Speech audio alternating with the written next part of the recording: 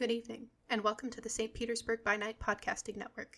Tonight, we present to you our Vampire the Masquerade Chronicle, Bloody Strings. Welcome to another St. Pete by Night revamped production.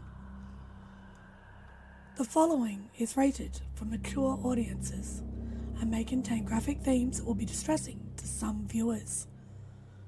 As always, we recommend you ensure the safety and well-being of yourself and those around you at all times. Viewer discretion is advised.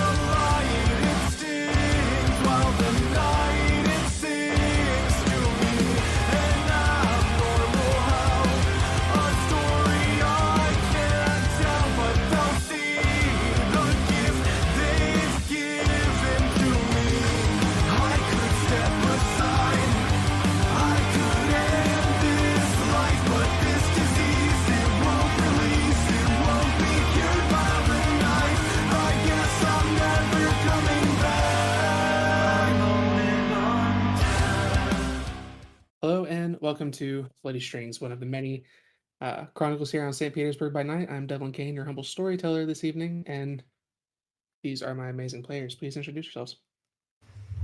Hi, I'm Kendall the Elemental on TikTok, and I'll be playing Maggie Haywood of Lekar. Hello, I'm Lekar the Artificer on TikTok, and I am once again playing the well-dressed ne'er-do-well, though not as well, Matthew Halden, Toreador. Hey, I'm Mew, and I'll be playing Sophie Clews, the malted milkshake Malkavian. Fantastic. So, last we left off, we were recovering from the Gala event where things went a little outside of the range of acceptable progression. As you fled from the neutral zone, made your way back to the morgue, where you had a little slumber party and decided to take a couple days rest. We'll pick up on the third day. Or evening, rather. As you come to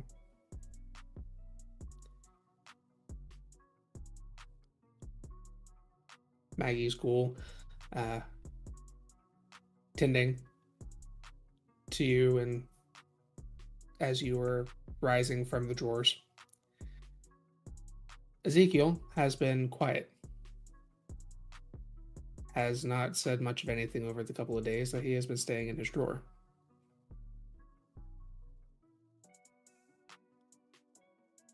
I'll give you guys the scene in the morgue.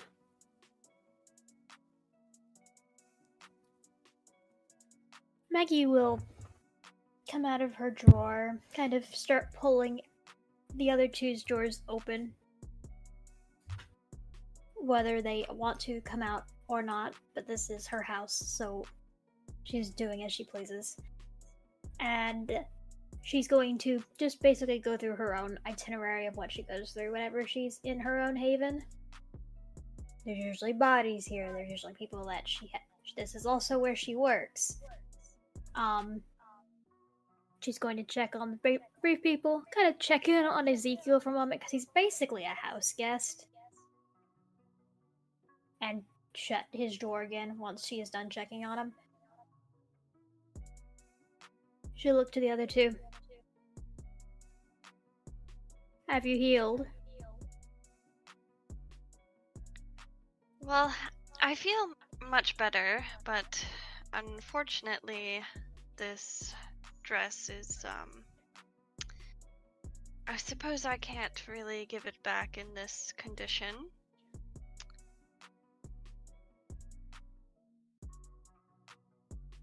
I do believe she said for you to keep it, so...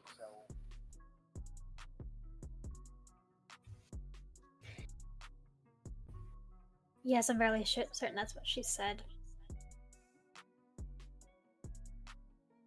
Perhaps I can turn the fabric into a skirt then. It doesn't really need the top. It was a little small anyway.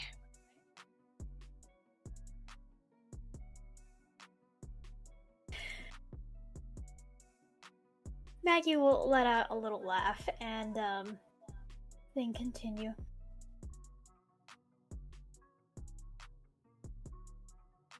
So, do you want him to stay here? Pointing at the drawer with Ezekiel. I'll have a talk with him in a little bit. I just need to think of what I really need to ask specifically in terms of this. The details of the boon. In the truck, I said very hastily that I wanted to take control of my accounting, but perhaps he has more knowledge, being more elderly, of maybe something that could have done what happened to Edwin. Especially with his connections to Chicago. I just need to write down my thoughts before I converse with him, but thank you again, Maggie, for letting us all stay here. I know this place has been burnt once before, so it's very generous of you to help us.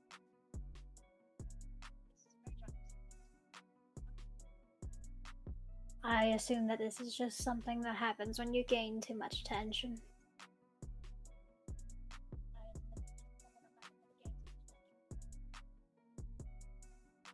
But, hopefully it doesn't happen again. If not, I have other places that I have claimed to occupy. How is your doctor, by the way? Is he doing well? Jarvis? She kind of looks over to the door that he just left in. Fairly certain he's well. He made the evacuation well enough. Stayed somewhere. And now he is back. Good. That's good to hear. One less thing to worry about. Yeah. She kind of looked between the two of them. Are both of you quite alright?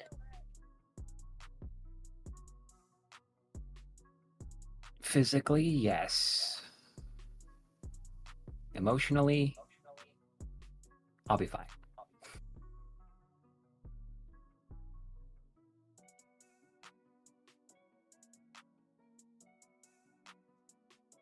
I'm sure.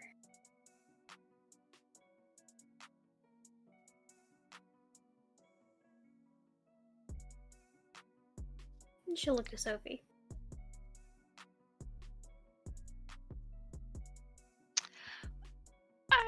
I suppose I'll be all right. I am a bit concerned with some of the missing members of our coterie. those that have been missing a long time and those that are recent. It's not great. Matthew, do we still need to worry about your old connections, or is everything dealt with? Oh no, we absolutely have to worry. Because he... I'm going to assume he made it out of there alive. So... I mean, I could have solved that problem, but I didn't.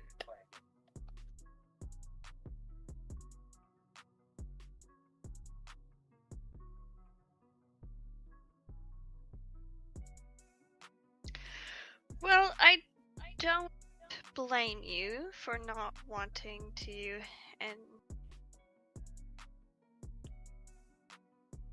dispose of an elderly person.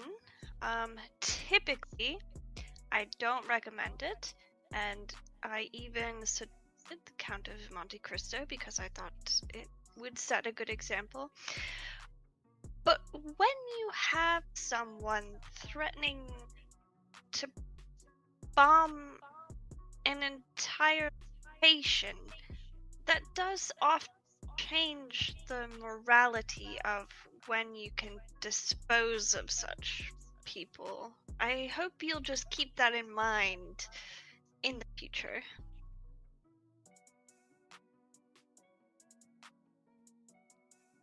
Yeah, trust me, the thought of taking him out because of that did cross my mind. But I also didn't know what was causing it, how it was being caused, and if he was directly linked to it going off. So... But then I figured out who was literally pulling the trigger, and yeah, hindsight's 20/20. So this Louis, he's an old friend of yours. Do you know any way that he may continue to act against you?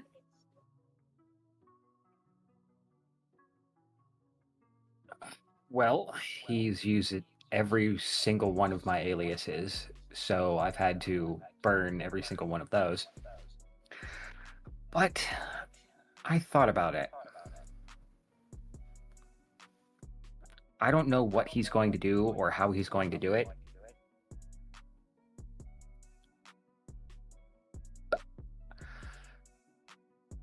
How about we make him be the center of attention? Now, you said when you were talking, before you decided to check the depth of the wound, that he was dead? For 5 years. How would you like me to perform a miracle?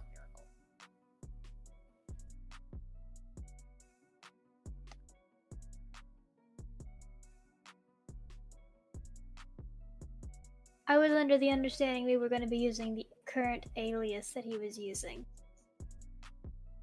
Yeah, but that's him, and if he's coming up as already being dead, no matter what we do, he's going to just vanish in the wind. How would you like to help me raise the dead? Could we also do that with Edwin, or is it different when you're a kindred? It's different when you fake your death. Oh, faked. Oh. Sorry, I got a bit confused. I thought perhaps Louis had become kindred and was after you, and that makes more sense why he was able to still bomb the location even though you were in there with him, assumedly alone.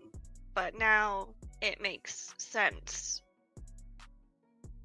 Well, I mean, He looked well- pretty hit, so he could have been, but if he did,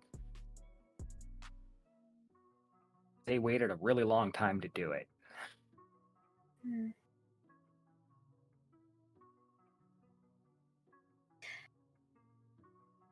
And you're not just doing this because you know you will get caught. You will also get caught in the spotlight because of your death wish. It's not a death wish.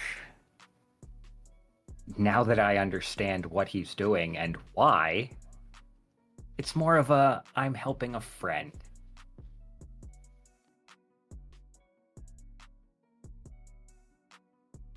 See, funny story.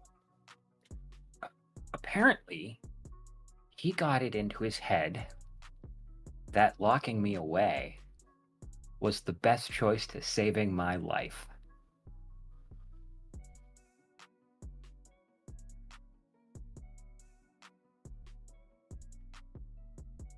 It seems that we had more in common with each other than I thought, Matthew. Oh, you were being pursued by the Nosferatu as well? Well, no. Although, thinking back, perhaps that's what the Lamp Man was.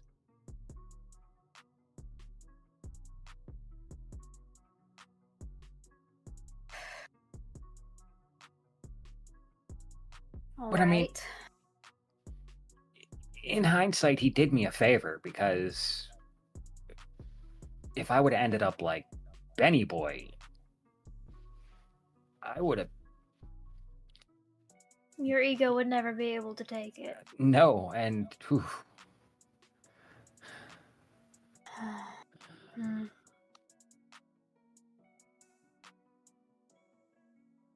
How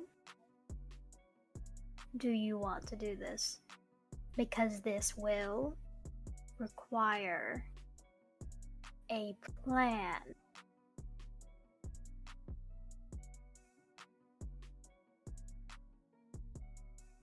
Or do Okay. you want to tell me what you have that we can use? And I can make a plan. well, it's funny that you should ask that question here. And he will just kind of motion to the morgue. You got any dead guys who no longer need their fingerprints? We just went through a massive hurricane. I'm gonna have a lot of waterlogged bodies. Only some of them will have viable fingerprints. Excellent, excellent. Quite a few Okay. of them are going to be cremated. Awesome. Fantastic. This is the second time you've needed a body from me. Okay, this time I just need the fingerprints. I don't need the body.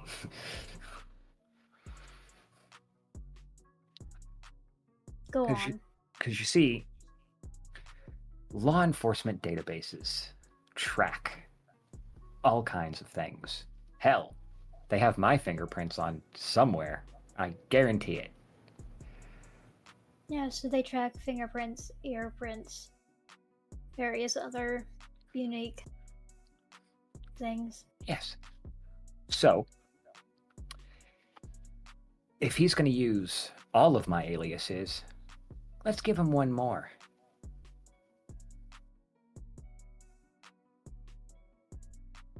How airtight are you looking to make this?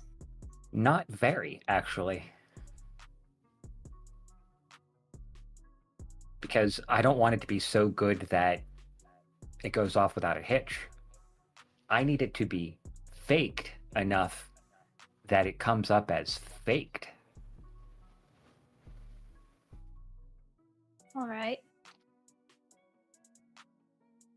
And then what? Do unto others as they have done to me. Blow them up? I came out of there relatively unscathed. Yes, I'm aware I put my thumb in it. Yes. He wants to frame me. Let's frame him. All right. What crime? Working on that one. Tell me Nothing when that you will. have finished this crime, so that we can lay out the evidence of him. Obviously, I don't want it to be anything that's going to cause everybody to show up, because that will just exasperate the problem. Well, aren't we trying to find someone to fall for the bomb that just went off? How are we going to solve that situation if we're pinning another crime? I mean, we could keep it to that plan. That would make the most sense. And it's already ready-made. Fair. Yeah, I always overthink. It's my curse. It is strange that you overthink, but have little result. It's too bad we don't have Drake here. He always balances out your overthinking. That's mostly because when he speaks, my IQ drops. Where is he, by the way? Probably putting a hole in another person walking down the street. Who knows? I do greatly hope, though, that he hasn't been taken by Victor.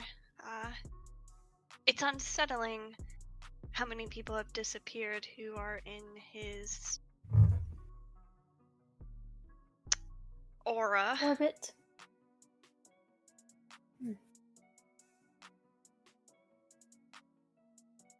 Yes.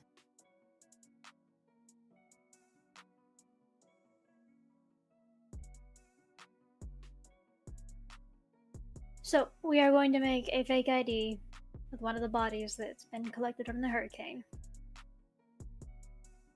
And we're going to use it as bait.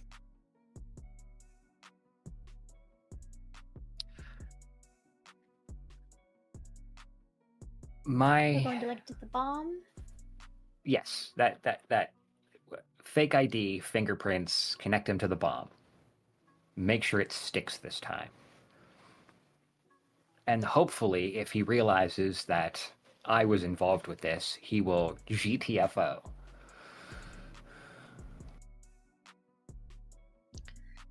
I find that scenario unlikely, that he will just leave you.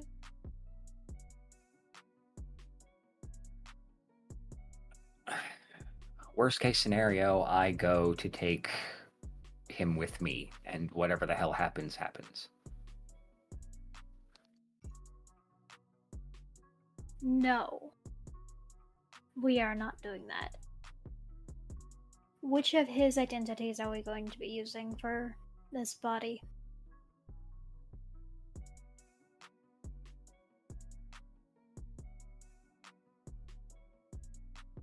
Well, here was my thing.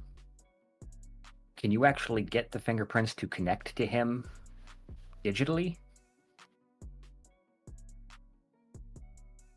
Maybe.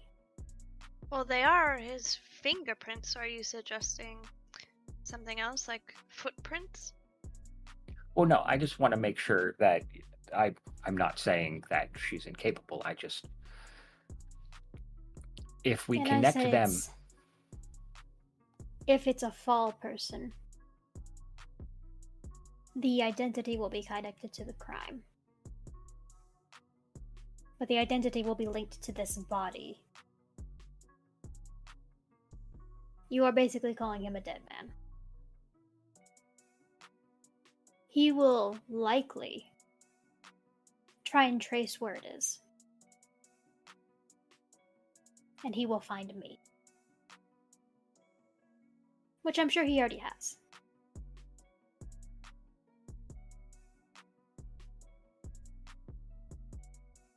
If he finds me, I will kill him.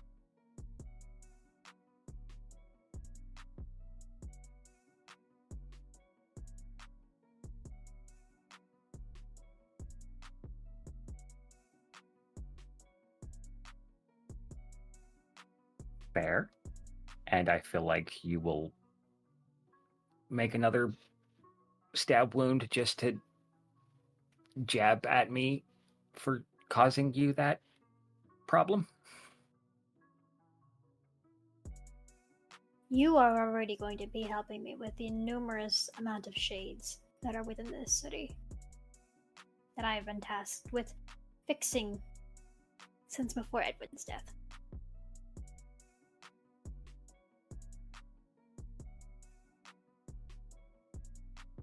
And I am not sure how I'm supposed to do this alone. Well, you're not alone. You have us with you. It is difficult to rely on people that don't really know what is going on. And family can be hit or miss.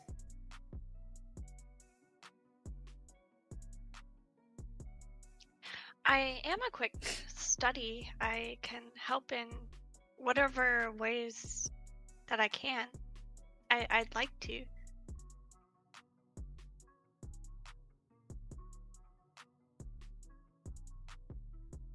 I appreciate that. I will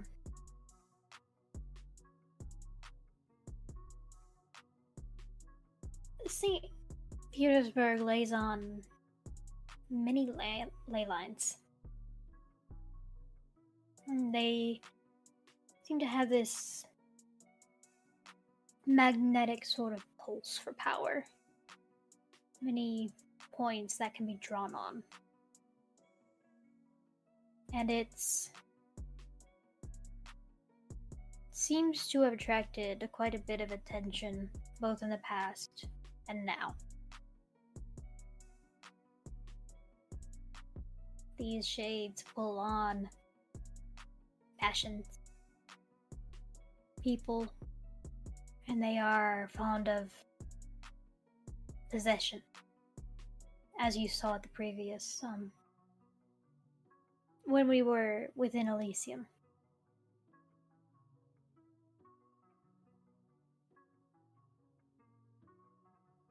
The rebellion of the ghouls and the staff. They were possessed.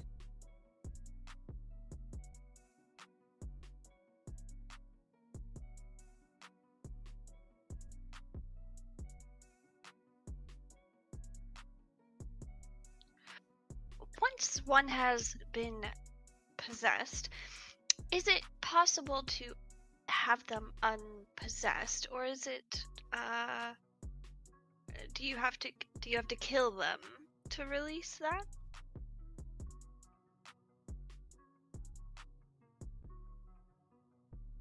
I've never been personally. I never tried. I haven't met many people that have been possessed.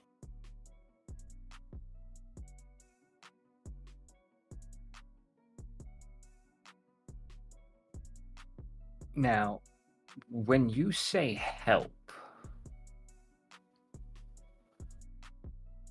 Do you remember how Drake helped? Yes. Where I was going with that, you're gonna have to... Yes. If one attaches to you, I will have to stab you. But that will be if any of them attach to you regardless.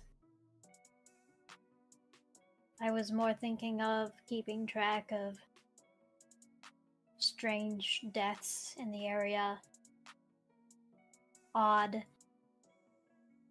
behavior that you see around if you see people suddenly go blank or morose. There's a very real possibility I won't have to stab either of you. There was simply something attached to Drake. And I have told you before, Matthew, there's nothing attached to you. now I'm grateful for that.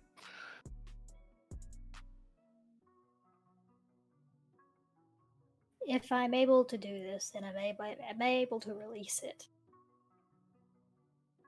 They go back into oblivion. They're not gone for good, they're just gone for now.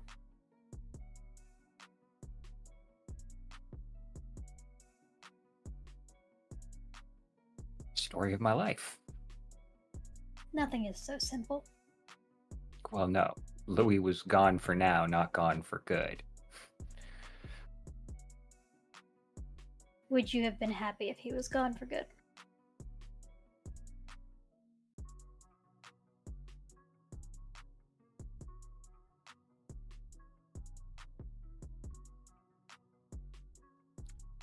That spot right here that used to go, dum dum dum dum. It kind of would feel bad. But I told him when I was talking to him that night,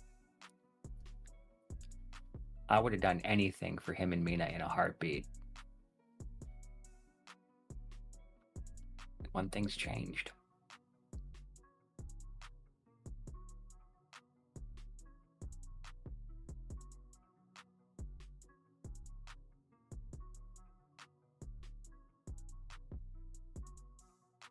We are not creatures that easily let go of things.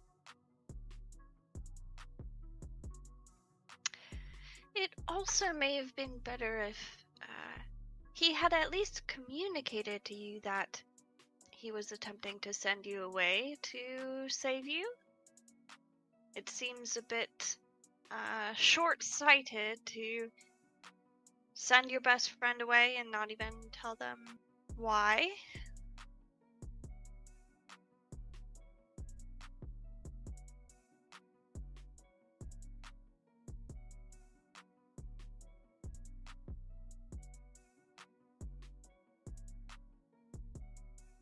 He did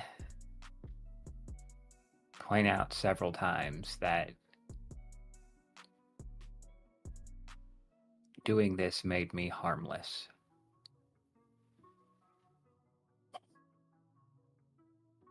I so want to prove him wrong.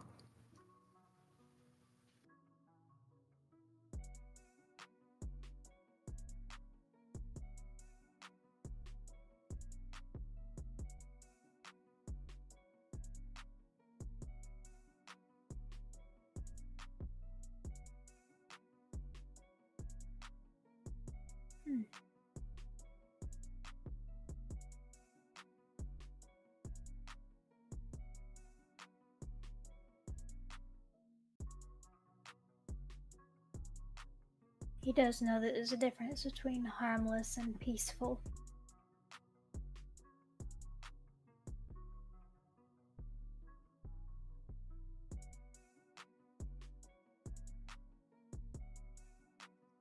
My father used to tell me all the time that courage wasn't the absence of fear, but the perseverance to go through it when feeling fear.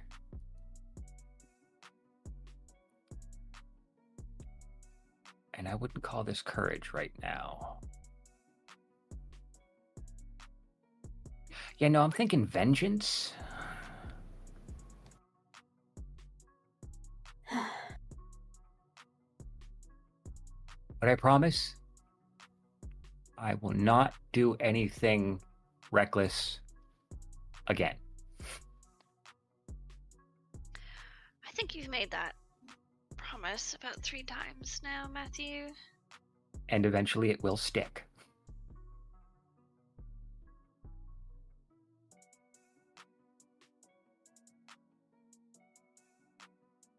I don't believe you this time. Good, because I had a hard time convincing myself I was being truthful.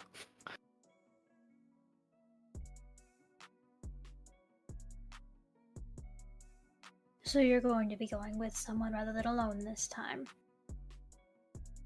Yes, Mom, I promise I will not go anywhere without adult supervision.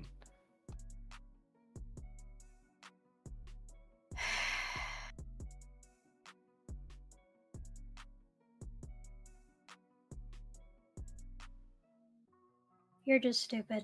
There's no fixing that. I like to think of it as dangerously optimistic.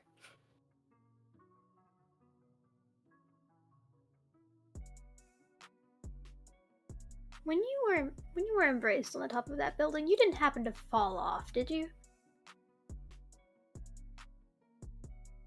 No,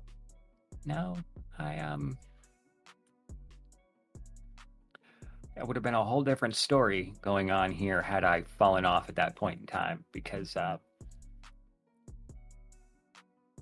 one, it would have been really impressive to fall off the Empire State Building.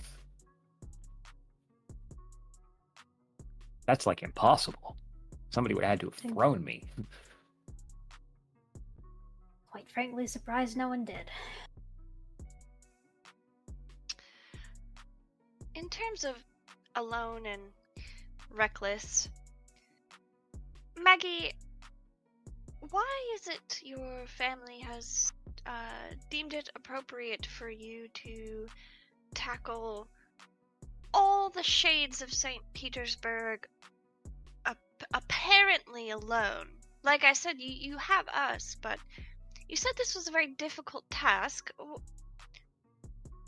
It wasn't Why? my family. It was Edwin.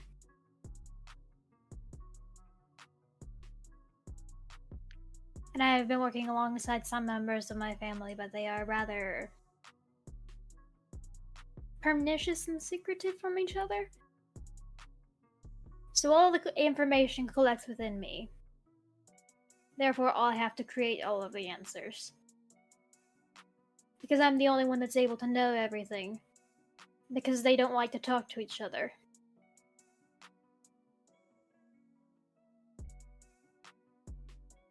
And it's difficult.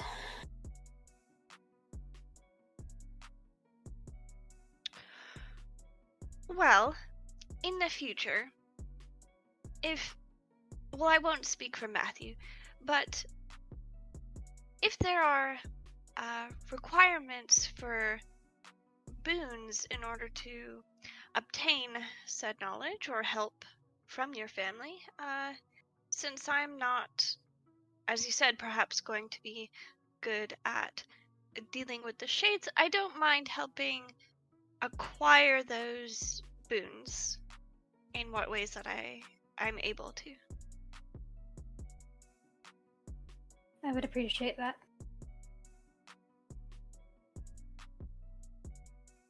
I need to figure out what is going on so that I can get my family and to fix it. Because this is our wheelhouse. It is something that we have evidently dealt with before in a way. But apparently this is different. And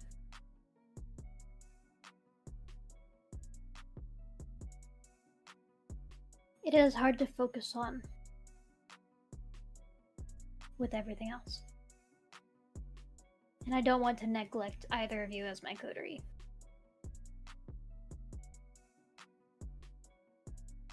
Oh, of course not. And like I said, I will not neglect you either. This is quite a large task for Edwin to thrust upon you. But I think that is a compliment to your capabilities.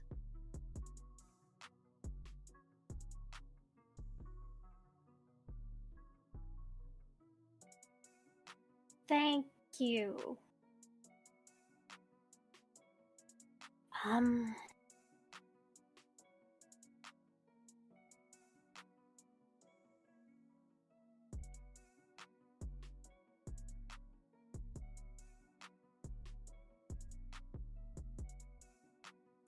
And by the way, you didn't answer my question of whether you wanted me to keep your grandsire here. Oh, I suppose I'll prepare myself and talk to him. I assume he will probably go back to where he dwells, as he's had adequate rest, but I do wish to speak with him before he leaves. I don't think he will be a direct danger to us. He is,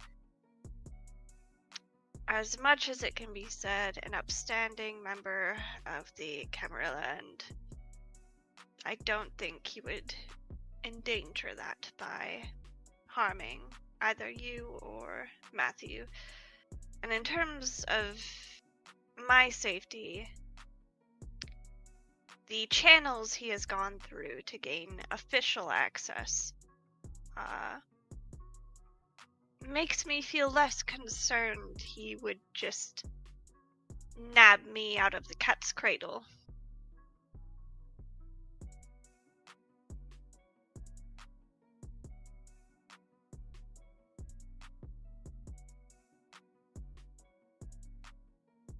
Yes, so I'll prepare what I was going to say now. And Sophie pulls out what looks like a journal and begins writing into it. Of course. I have to go and vet a venue for a family meeting. Because it had to be moved. She kind of makes it. Hurricane moved things around. They tend to do that.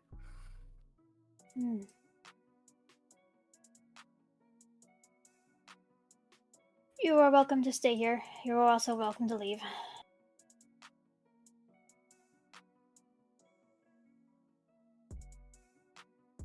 And she will start making her way out.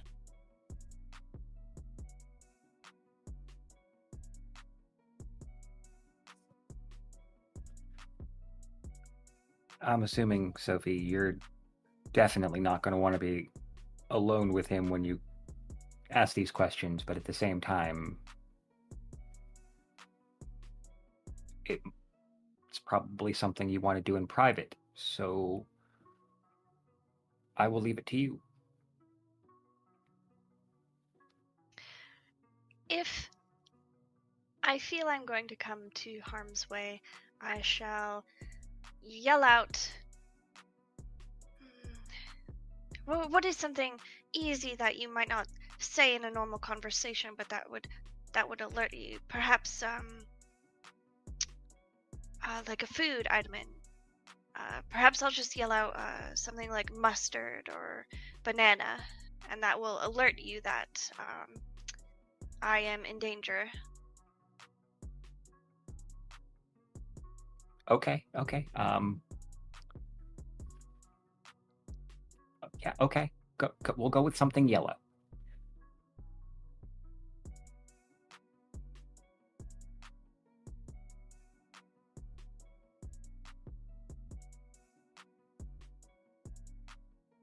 Sunflowers.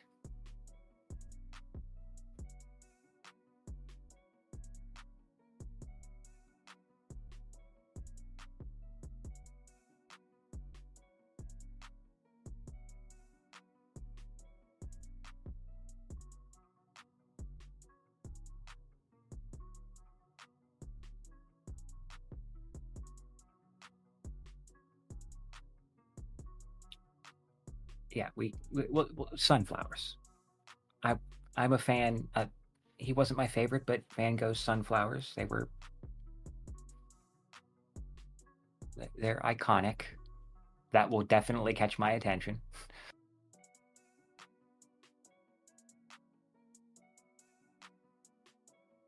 Personally, I love Van Gogh, but to each their own opinion.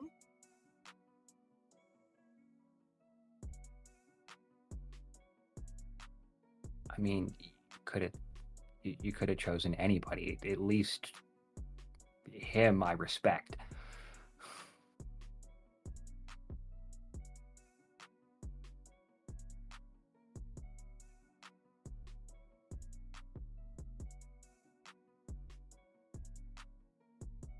Hell, the only reason I don't like Caravaggio is by proxy.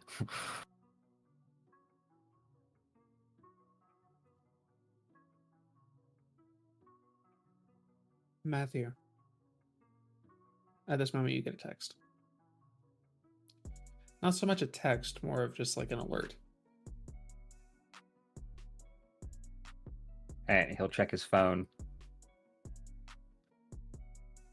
There is a update on the website that you guys investigated a long time ago when first looking into stealing from Victor Adams. His website's art portfolio has updated with an announcement.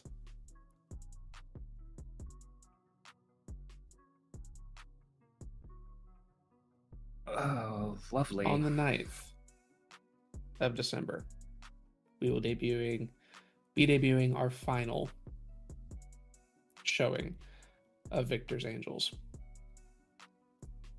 Here's a little sneak preview for those who may or may not have been invited. And then there is an image of Gray laying almost Christ-like in a bed of flowers with what appears to be a cross staked into his chest.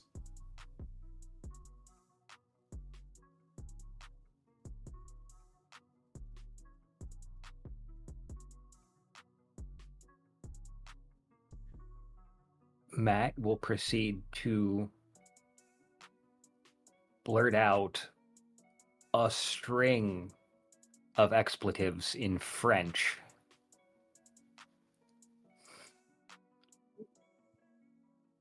And try really hard not to throw the phone.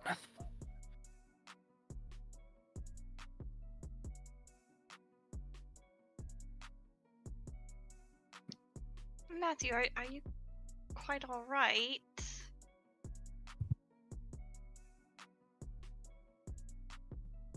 Solved one riddle.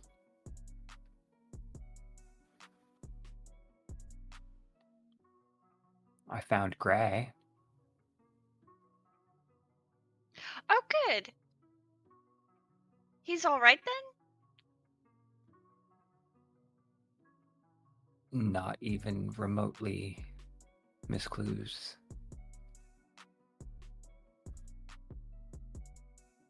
Not even remotely.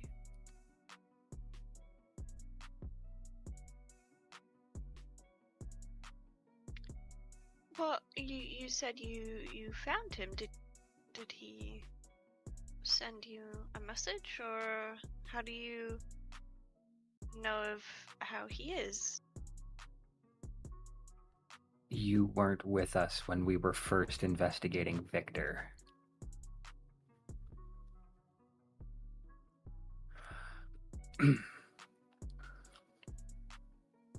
That was an update to Victor's website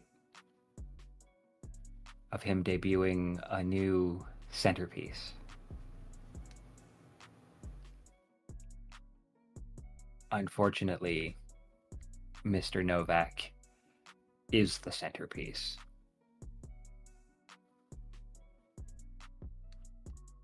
One of his angels. That would be that.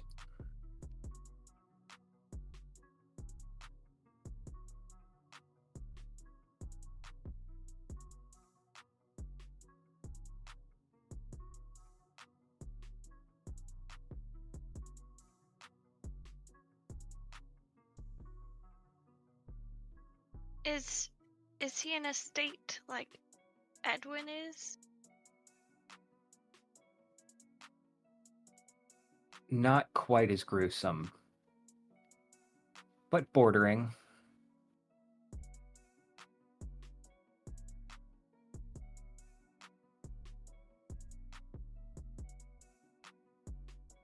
Is there no hope to help him then?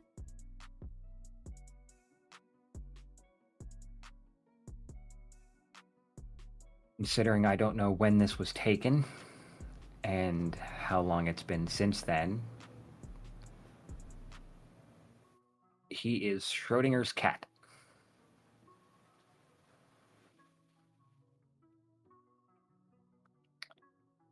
So,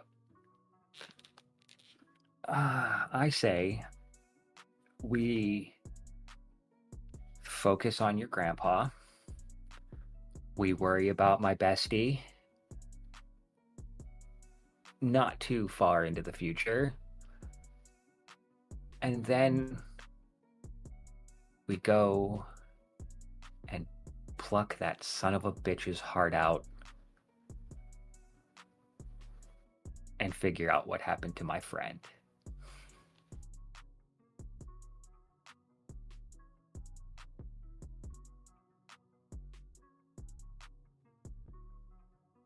If for no other reason than to stop him from making any more atrocities he calls art.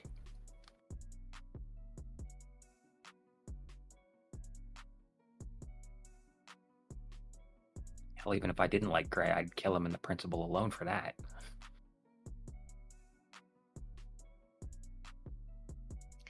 I do wish Duncan wasn't imprisoned. The moment he would have been a good help for perhaps getting into Victor's manor.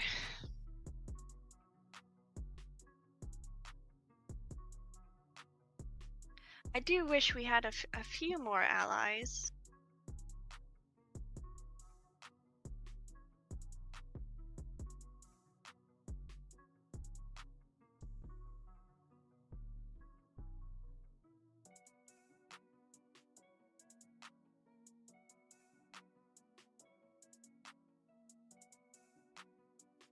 Well, I've finally accepted the fact that I am a god-awful planner. In fact, I shouldn't be doing it at all. But I was reminded that I am damn good at getting into things. So I can at least help you in regards to getting into the manor. As for allies,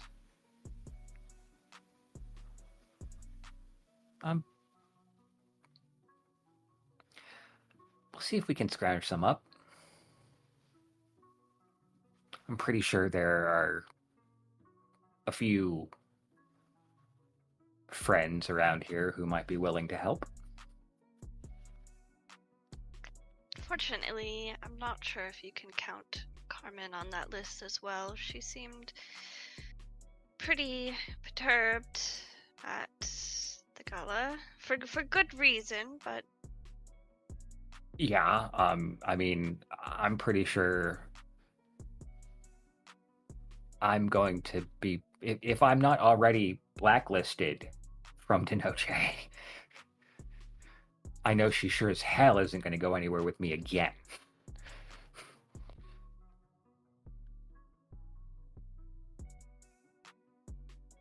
But no, I was thinking, put feelers out. See if anybody wants to cause a little ruckus.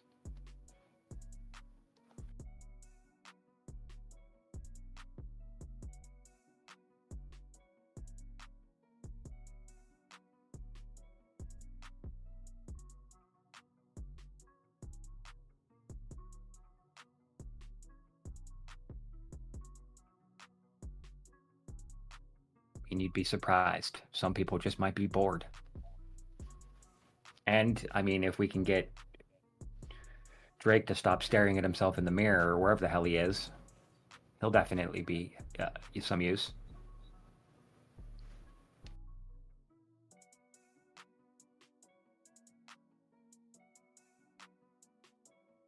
Now that you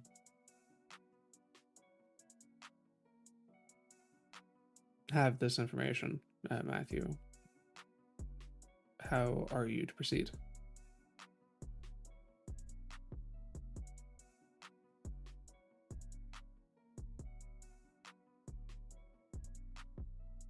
Well,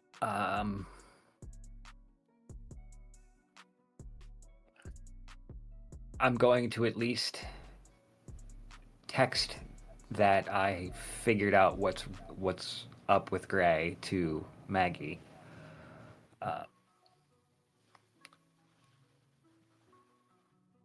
He would, just in case, because he's pretty sure Bella would have had that same alert text on her phone, but just in case, let her know.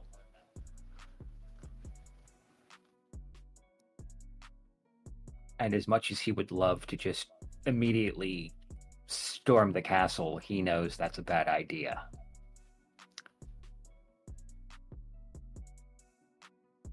So he's going to wait till they can all actually group together and figure out where to go from there.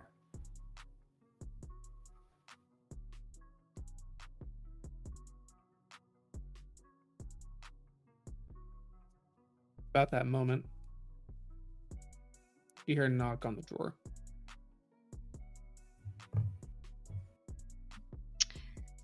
All right. That will be my cue. Maggie, do you happen to have a room more private where you could still possibly hear me shout if I needed? I do believe Maggie left. Then Sophie will go to the drawer and open it. She will be holding a stake. Shall I be off? Oh, well, I was just going to go into a room, but have you nearby just in case things get, Dicey. violent. Yes. Gotcha. All right. And then he will just perch himself on the nearest flat surface.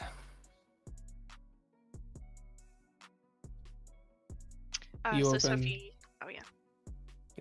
You open the drawer, and he kind of cranes his head up, looks at you, sees the stake. Well, good evening to you too. Good evening.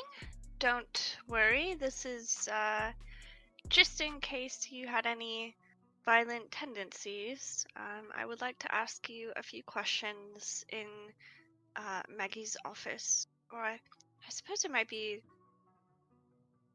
Jarvis's office. But it is really kind of both of their office. Regardless, we shall go in there. If you are to do any funny business, Matthew will come and help, and we will put you down. So I do hope there won't be any funny business. Well, that seems more than fair to me. Yes, right. Well, after you, do you need assistance getting out of the drawer? Oh, I think I can manage. And he will kind of put his hands up on the drawer and push the drawer out, turn and hop off. Lead the way. Sophie will hold the door open for Ezekiel.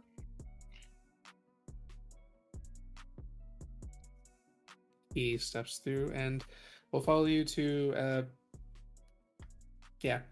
nearby room. Probably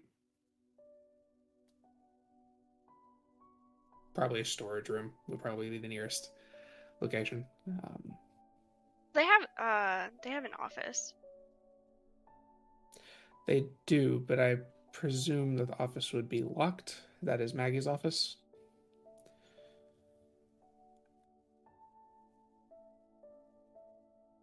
Okay, sure.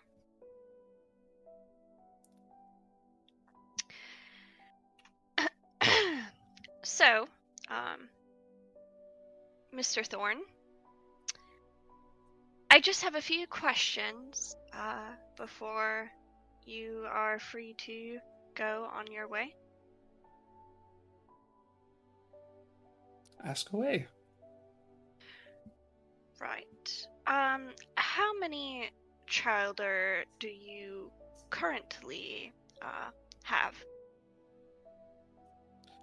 Well, as of a couple years ago, it would have been 2, but now I heavily suspect it's just the 1.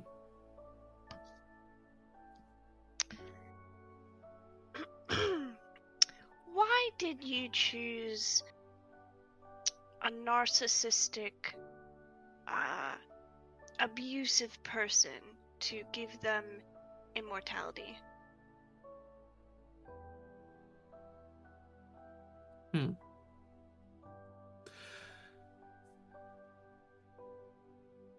To be fair, the further back you go, the more narcissistic people tend to be. But,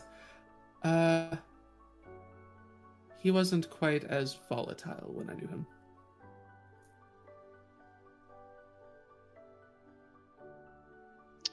Sure, but I'm assuming there were reasons why you made Kristoff what you asked.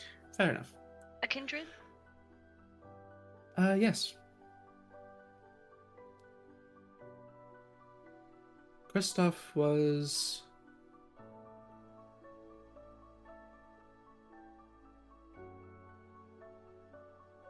entertaining. There was something different about them compared to the others that I had met or considered in my youth.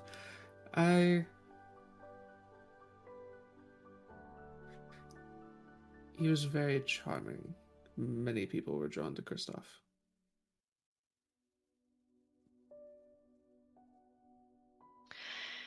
Do you plan in the future to embrace more who are similar in charming factors? I embraced my final child roughly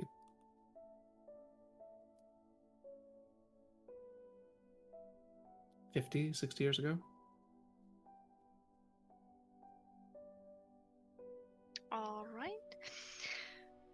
Do you intend to remain in St. Petersburg, or will you be returning to Chicago? Remains to be seen.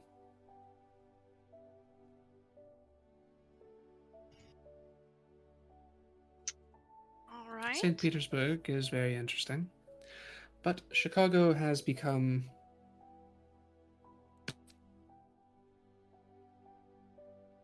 rather dull. And I would like my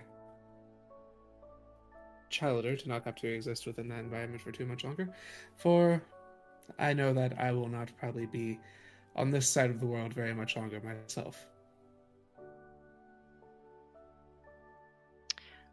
Are you considerably older? Are you referring to this trend of elder to leave and go? If you are East? asking if I am hearing the beckoning, I am. Right. Well, maybe you'll join Kristoff. What are your feelings about the Camarilla, and how do you feel about the rules that they've set forth? I've lived within the safety of the Camarilla my entire kindred life.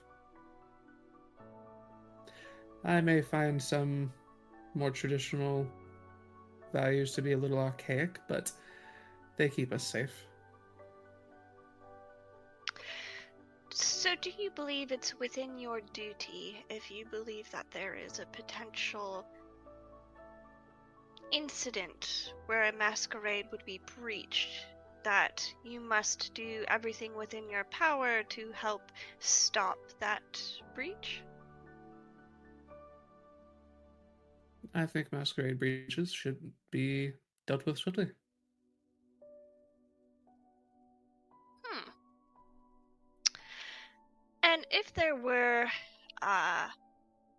someone near to the Camarilla conducting artistic exhibitions that could fall into the hands of kind that shows explicit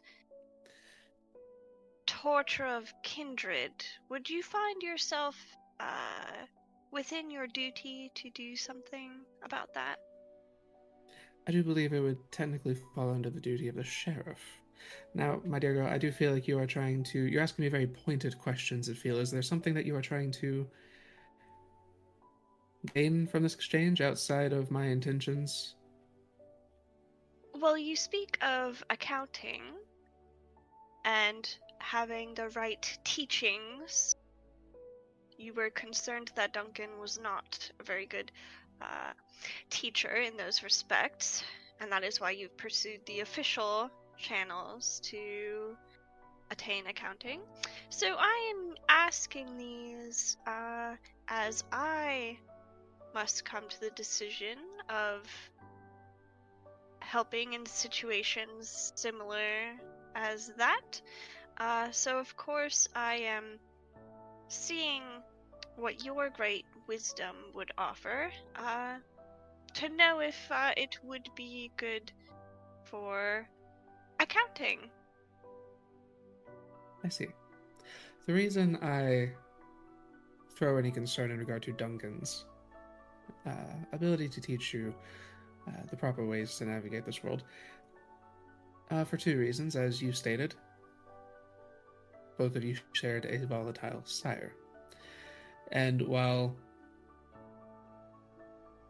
Duncan, well, I guess I can't say for sure, Duncan is currently incarcerated for the murder of the Keeper of Elysium. So that does make what I could assume to be your education concerning.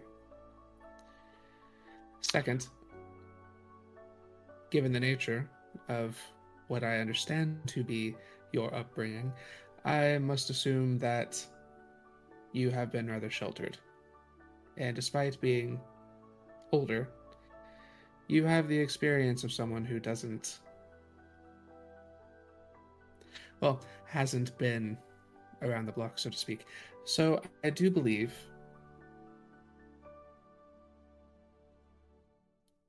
my intention in coming here is, as I said, I do feel the beckoning, and I wish to make sure that those that I will be leaving will be tended for. I will not be necessarily wholly accountable for you. As I said, I won't be here much longer. But I do have somebody who I know would look to you. That is why I'm here.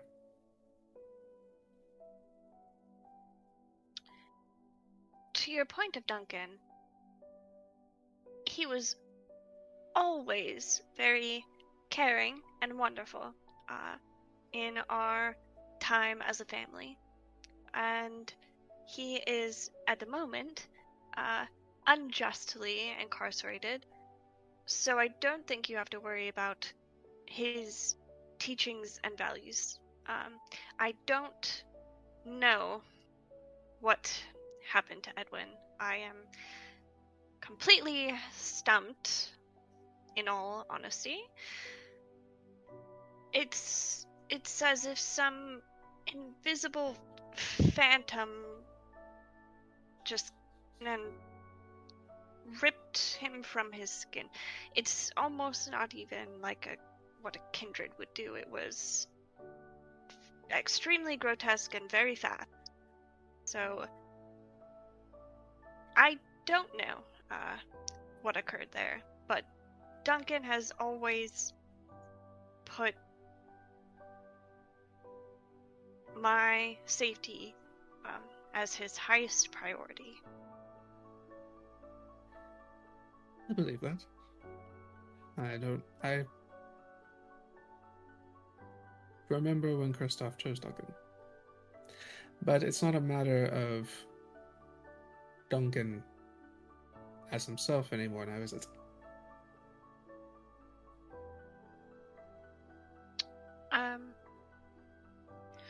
Right, you mentioned your other a childer. So,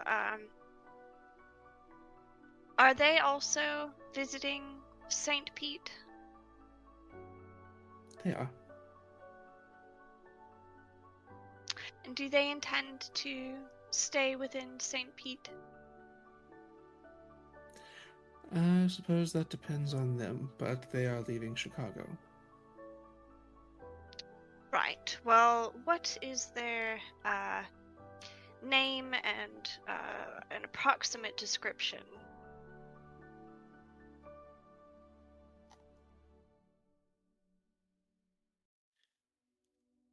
La Belle de Menuit.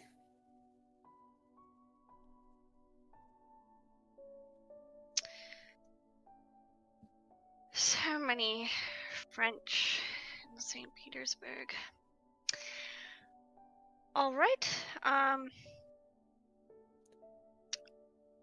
You are might they? know her as Mary.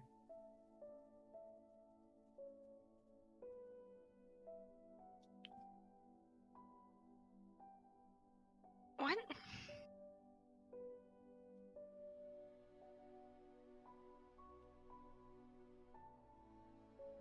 Mary.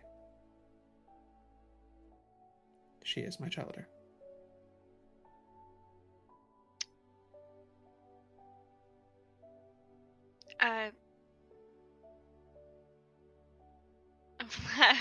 I'm sorry, I'm a bit confused.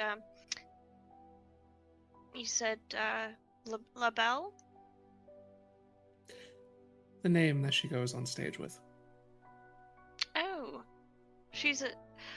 You know, I don't know of many recent singers, although Matthew has mentioned a few, although they are also a bit older. I wouldn't say recent. She's been singing since the 50s. Right, well,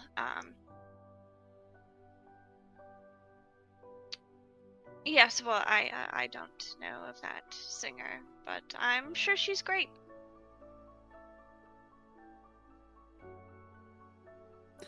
Well, you should. I do believe that the two of you have seen each other or performed together. A very long time ago. There was, no one in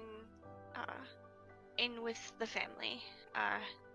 Kristoff made quite sure of our isolation, I'm sure as you well know. I do. So, See, we it did not is- have performances. Mhm. With others. She's been asking about you. See, she is primarily the reason I'm here.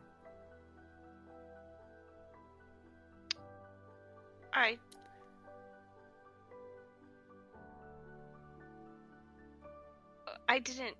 There was no one else down there. There was me and Duncan and Kristoff. They So- wouldn't have been down there. This was before.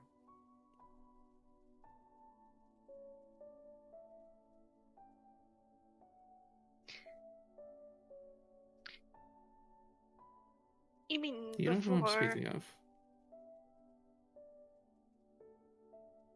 I saw. This is ridiculous. You are just trying to goad me to show that I'm not able to account for myself. I watched Having an emotional you- response is not losing control of yourself. I watched as your little friend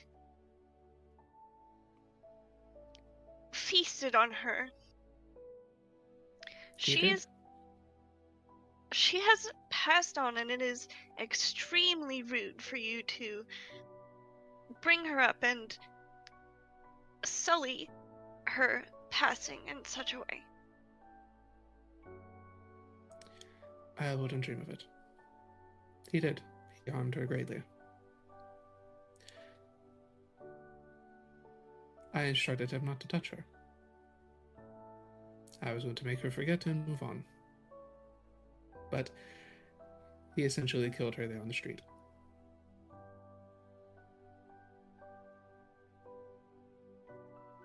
I was impressed with how well she protected herself and tried to protect you. And I did hear her singing. I find her entertaining. Well, she was also quite a good boxer. That she is.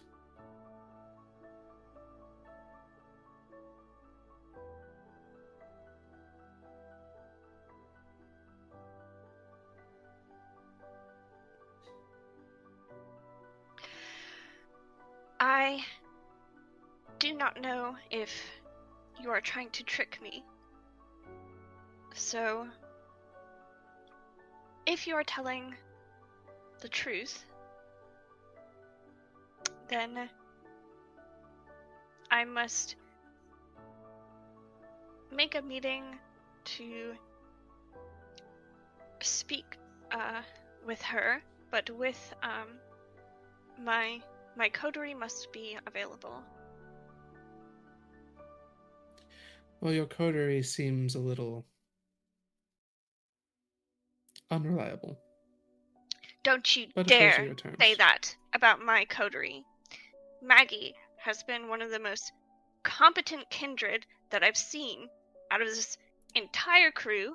Edwin was up there, but now look where he is. That's not on him, really, although it could be, but that's not his fault that he was flayed. He seemed very competent as well.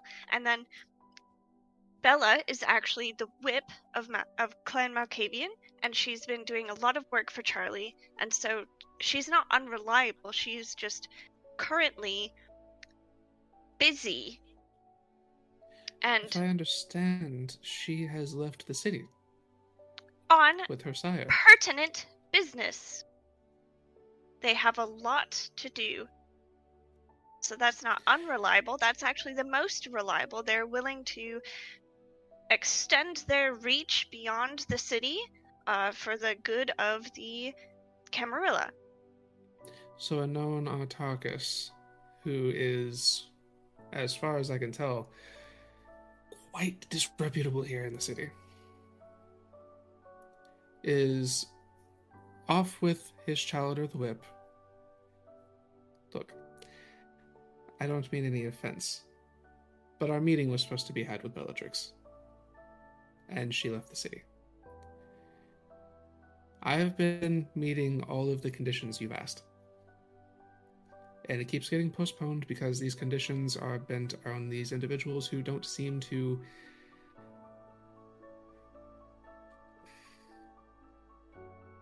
not saying there is a level of incompetence, but there is a level of perhaps inconsideration. But I Our understand that they are coterie your friends. saved the city. I'll remind you, during that hurricane, it was mostly True. Maggie. Unfortunately, you are correct. I did not do as much as I possibly could have, but I am not speaking to you about your actions, Sophie. You have a deranged Bruja who is a walking time bomb. he's reformed. You have... He's reformed from being deranged. He was in a cult, but now he's no longer there, and that is progress. The person who you have just referenced as the most reliable member of your coterie is a Hecata. Yes. And what's wrong with that? Are you going to discriminate against other kindred because of their lineage? No, of course not. The issue is that the Hecata already have an alliance, so to speak. She's already estranged from her family, being a member of the Camarilla, and the Camarilla distrust her because she is Hecata. The most So formidable then- member of your group is one of the most controversial. Or perhaps that is why she is putting her best foot forward to show that regardless of the rest of her family, she is willing to do what it takes to protect the Camarilla. I think that's extremely brave, and yes, I have full trust in her. Again, I do not mean to disparage. I simply am stating they don't seem to look to you or what things that you require. From what I have witnessed, it seems to be focused on their own dealings. And you are being dragged along. You got dragged into all of this because Duncan. Why are you Yes, still allowing well, them to drag you into their messes? I was actually saved by a wonderful Nicholas, who unfortunately passed into the sun as he helped protect the Coterie in one of those messes that unfortunately Duncan was in. But again, that was because Edwin had put Duncan in harm's way to gain us access to the city, to accept us back into society. So I wasn't dragged in. I had to accept that problem And like when I stated, re-entering society. as I stated, in Duncan's case, that is understandable. And however, that entire thing escalated, you could have died because one of your coterie member had a hunter working for him, and they were hunting we had captured the Matthew's ghoul, or not ghoul, touchstone lady that he liked, that individual. You got wrapped up into all of this nonsense. Her name was Mina. Mina, yes. You were wrapped up into all of that because of Duncan, but why are you doing it now? Why are you the one, and why are you centered in all of these situations that you don't need to be in? You barely know the tenets that are the laws of our society. Why are you cleaning up their messes? Why are you here? You should be learning. You should be adapting to the life that you live. Why are you cleaning up the messes of the Camarilla and this coterie, which seems to be in the middle of all of it? I'm not cleaning up messes. And this coterie has been the most opening and welcoming to me and in my learning. And I'm not going to leave them because they've had my back and I've had theirs, and this is like a new family.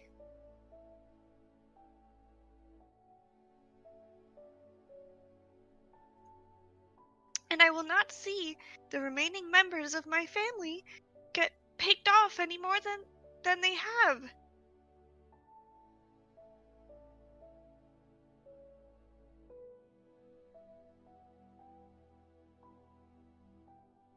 Very well.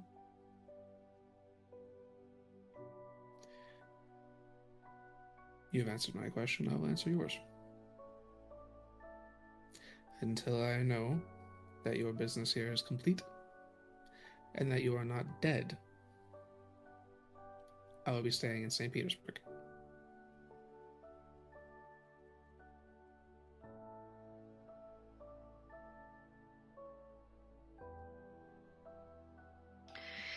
If it is true that the sheriff would be obligated to intervene in a Masquerade breach, would it sound more urgent if someone more elder were to ask for assistance from the sheriff? What is this breach? Is he blatantly coming out and claiming that he is a kindred and harming other kindred? What is the nature of the breach? I'm not exactly sure of all of the details. Mr. Halden knows more of it, but this kindred is taking other kindred and I suppose, painting them in a specific light where they're in torturous situations, and it feels quite bad in terms of the masquerade if you have a body that looks dead and is in, has pieces missing, but then if it's too realistic, which it would be, people are going to be concerned. But then you see, that the human body can only withstand so much.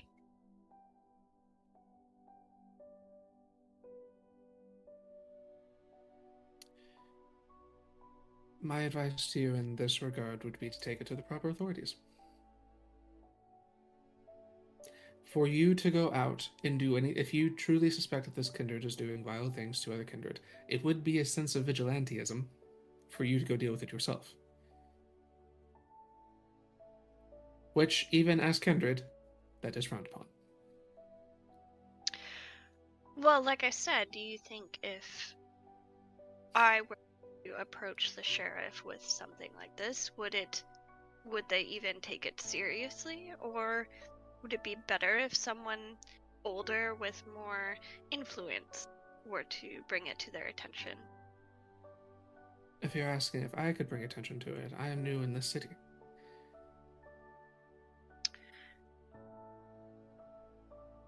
I don't have much influence here, Sophie, but if you and have you think that proper I evidence... do? I was recently blamed for killing the Keeper of Elysium, even though I had nothing to do with it. Sure, but you've been cleared, Only because Duncan is self-sacrificial, which you seem to forget when you blame him for my teachings.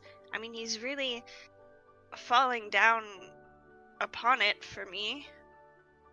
I did not say that Duncan is a foul person or a failure in any capacity, but I do know if Duncan was his teacher, I don't know what Duncan might have told him, and if Duncan lost his mind and locked you out of bunker for the better part of a century, then perhaps Duncan might not have learned the best lessons from him either.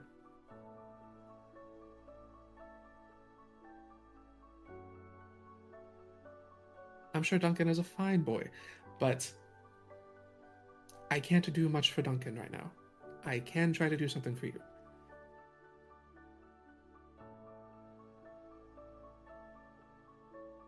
Then please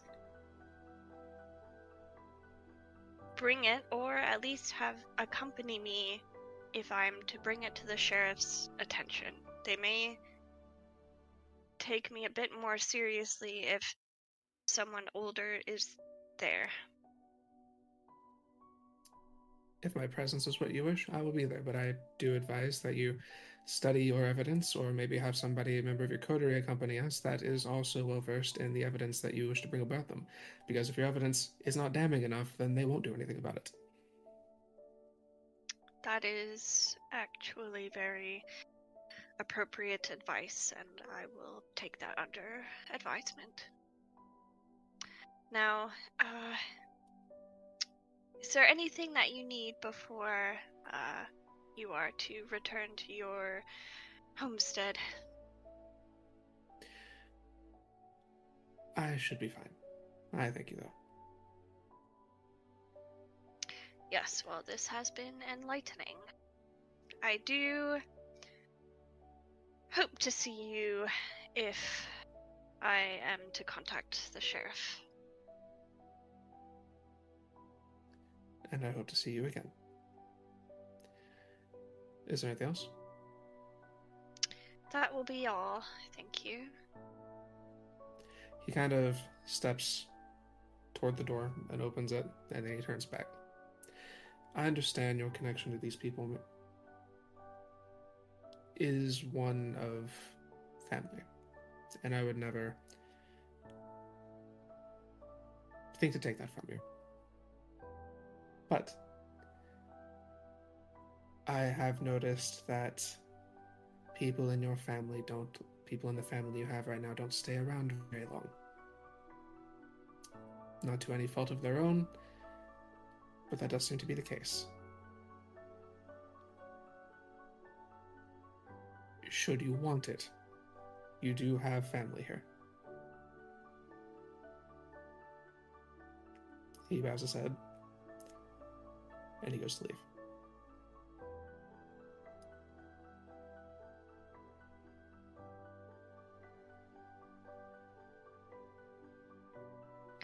Sophie will take a moment to collect herself and return to the room with Matthew.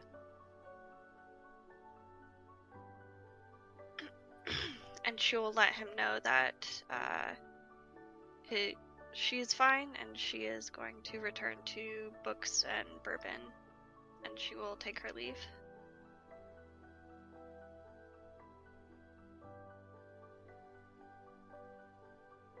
As you leave, Matthew, in the morgue, we are going to shift to Maggie. After you break away from the group, where do you go and what are you doing?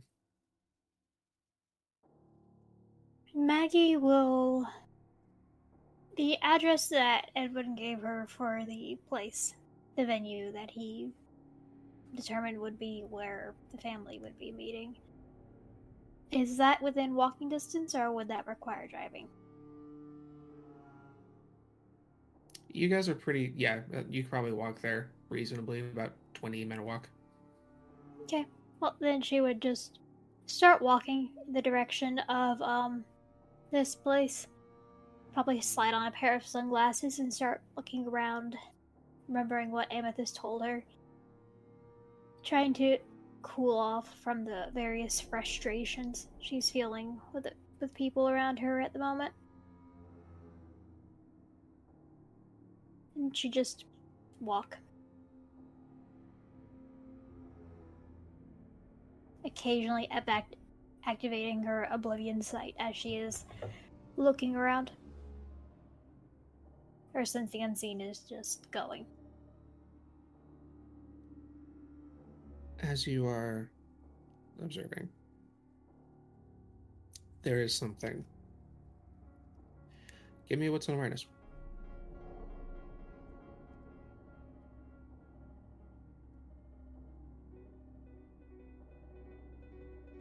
And she is going to activate her heightened senses.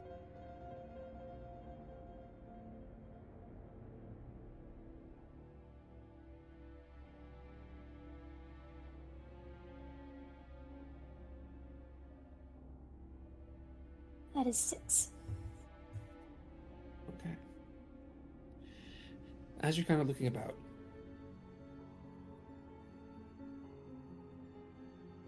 you see that there is a kind of lingering, almost blanket over the city. But beyond that, you, almost as if the buildings are casting a shadow on the clouds, you see more depth to the shadows. You see what appear to be several long legs that seem to expand past what you can see. Just kind of almost resting over the city. Did they seem to be coming from a specific direction? They seem to be, you see roughly, I guess in this particular spot, you might see like 3, maybe 4, heading probably toward the center downtown.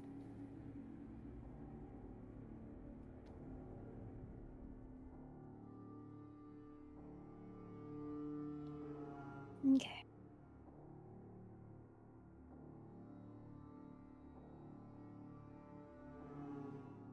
Is that the same direction she's going, or is it a different direction?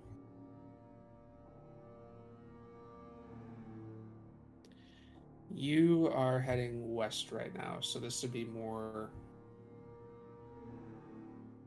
southwest. So it's general direction, but you are breaking off from the path.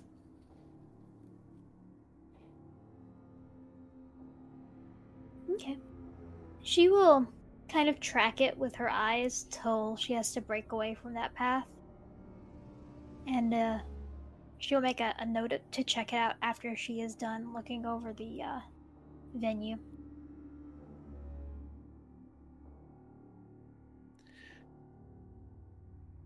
You walk a little ways before you find the address that Edwin had given you. Looks like it might have been like an old pharmacy that got closed down and is waiting for a new vacancy. You approach the building. The door opens. Not necessarily opens, but the door is unlocked if you wish to go in. Okay, yep. She will head in and start looking around. You step in, you see most of the windows have been boarded, but kind of like the top of the building. Any shelving that might have been here has either been removed or kind of moved to the side of the room. It looks like there has been some furnishing being done.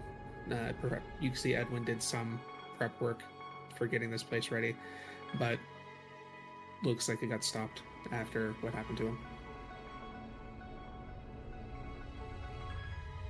Okay.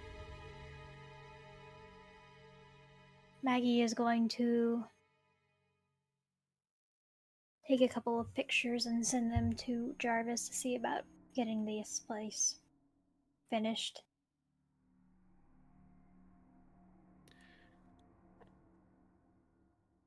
I will make preparations. Thank you.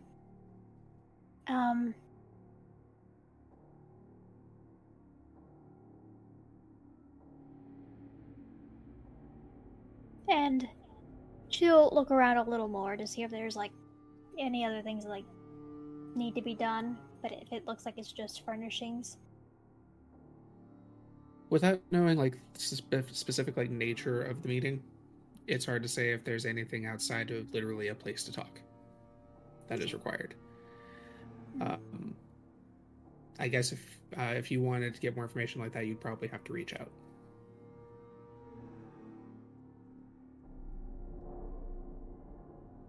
She is going to call their funeral home with the intent to leave a voicemail to let them know that the meeting place has been acquired, it is being furnished, but I am unaware of what else you need for this place.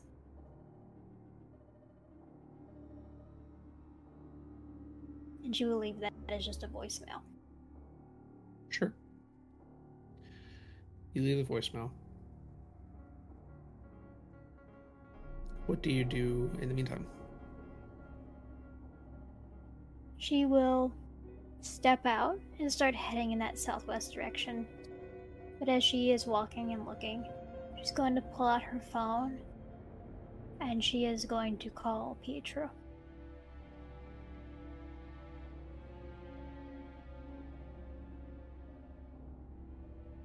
The phone rings a couple of times. And then finally, Maggie, what can I do for you? Pietro, it's been quite some time. I wanted to call to let you know that we survived the storm. Well enough. I'm grateful to hear it. I must say I was a little concerned after seeing what I saw on the news. Yes, it was quite an endeavor. I had some questions in regards to some of the work that our family does.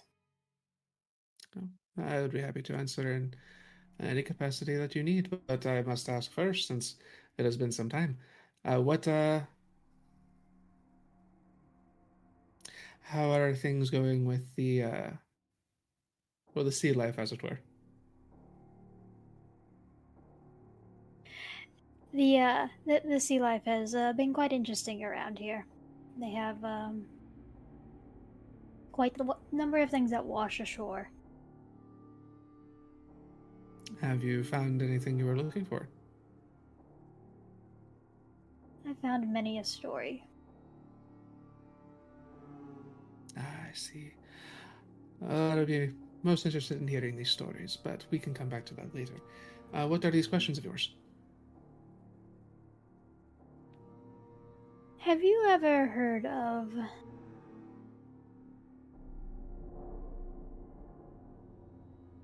when an instrument makes a sound in a room, does the echo remain?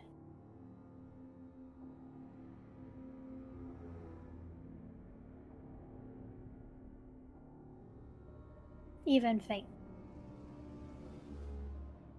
There seem to be many echoes here, I see. and they seem to be subsumed into a larger sound.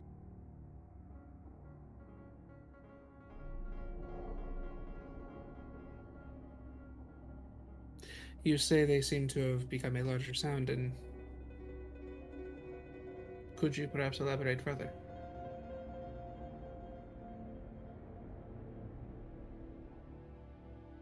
They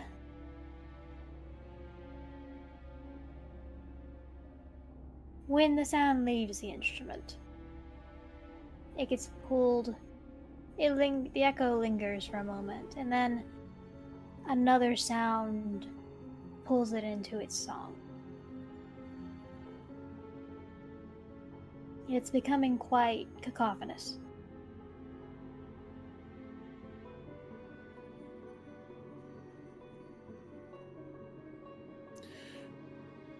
What, might I ask, is the temperament of the song?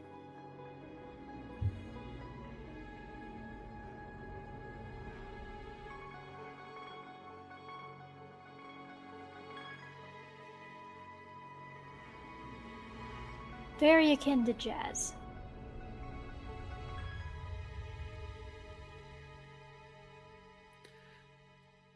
And perhaps who seems to be responding to it most?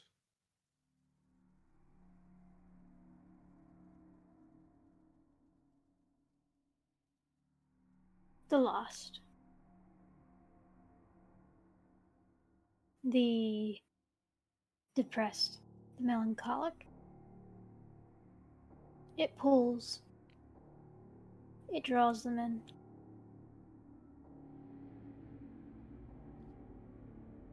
It reminds me of a New Orleans funeral. I'm going to make a roll for them real quick.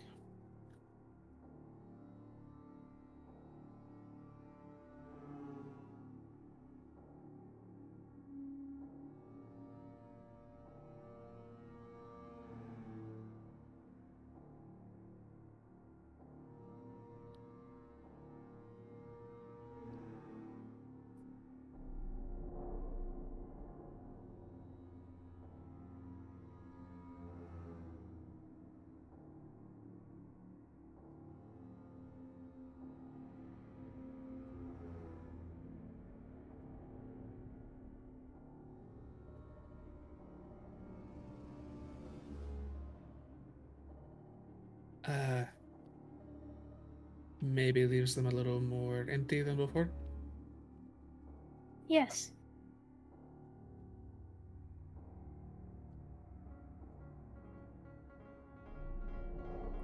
And there When have did you been. Sorry. And there have been. When we were sheltering during the hurricane, there have been moments where this sound overtook the instruments.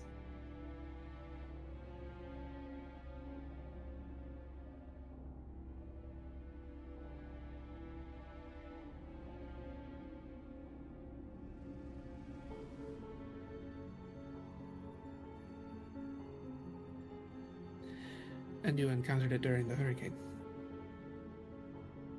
Yes. I was able to push it away for a little while.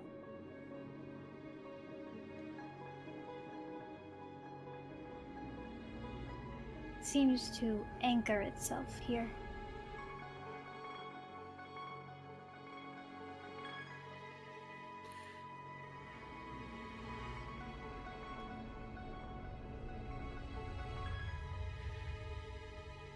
How many family members are currently in St. Petersburg?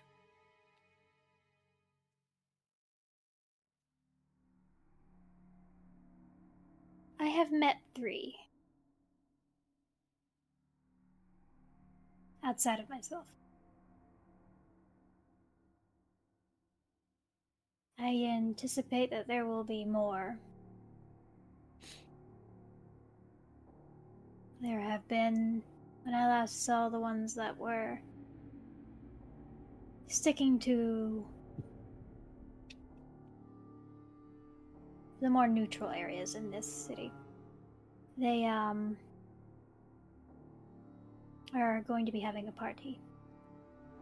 And they are inviting some upper crust of family.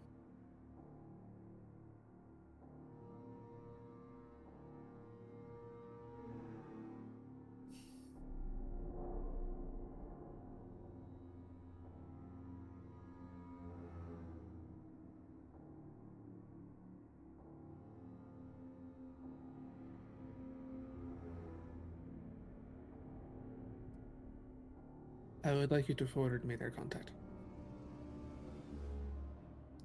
And I will be visiting St. Pete very soon. Your business is done in Savannah. This is a bit more trouble. Understood. We have someone here that is our contact with the local government, the city at large. Her name is MissyMew. I will make sure to send you hers as well. Very well.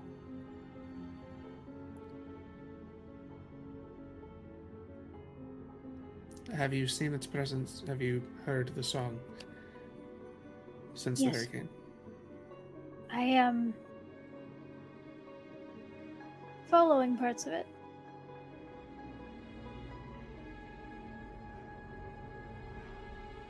About this point, as you've been kind of walking the path, you see, you're kind of like walking underneath one of these outreaching arms, and then finally you see there's roughly 8 connecting to a larger hole that looks like it's just a shadow cast through the clouds. That seems to be kind of hovering over the city.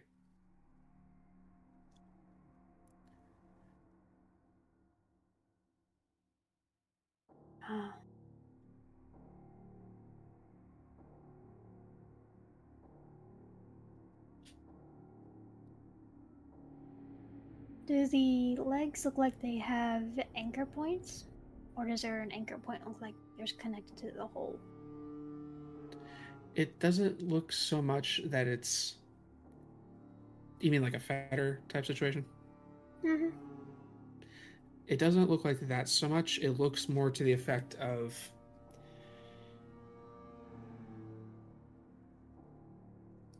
It looks like this is somehow clinging to the veil itself.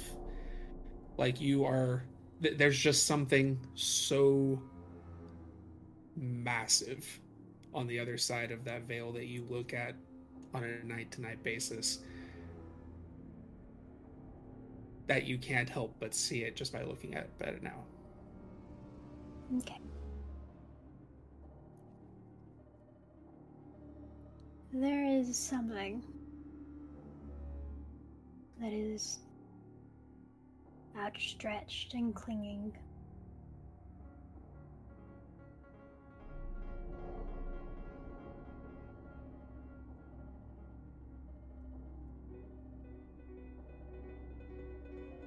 I'll be in the city tomorrow night. Right, I will, I'll make sure, I will send you their contact information and make sure to alert them that you are coming into town. I look forward to seeing you, Pietro. I look forward to seeing you as well. That's good data from you. You too. Stay safe. I will see you tomorrow evening. I make Assuming no the weather promises. This place is very dangerous. You be careful getting here. Of course. And he will get off the phone. And she'll hang up. She will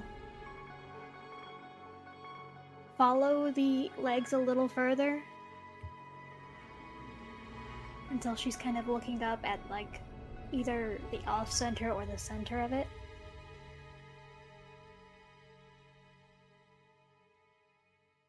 Just kind of in awe of how much it is. And then try and focus downward of where that they can do the work to either put this thing off or push it further into oblivion.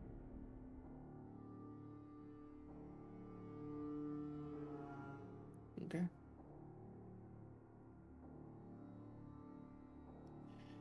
As you spend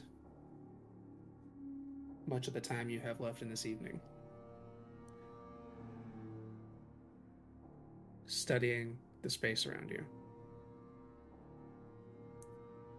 we will go ahead and cut to a break. Thank you everyone for tagging along so far. We appreciate you, and we will catch you back in about 5 minutes. St. Petersburg by Night is brought to you through collaboration with our partnered vendors, Wolfpack Dice, Ember Fox Dice, Dragon Ink Dice, Barra the Bard, Champs Tramps, Panchi Artista, and Chromatic Creations.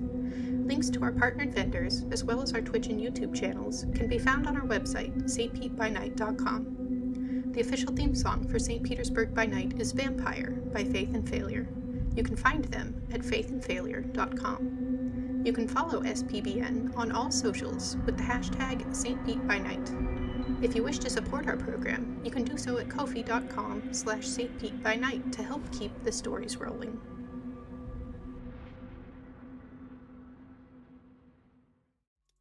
And welcome back.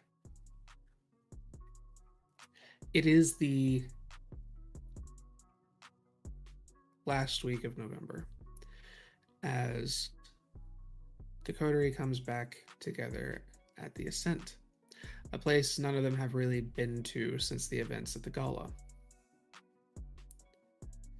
But with some unfinished business, we find ourselves in the same common room. I'll go ahead and hand the scene over to you guys,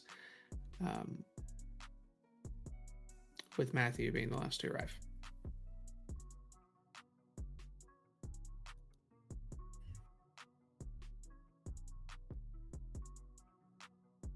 Maggie will have set out a couple of notebooks. There is a map with a triangle drawn on it that seems to have a place called Clear Vista in the middle.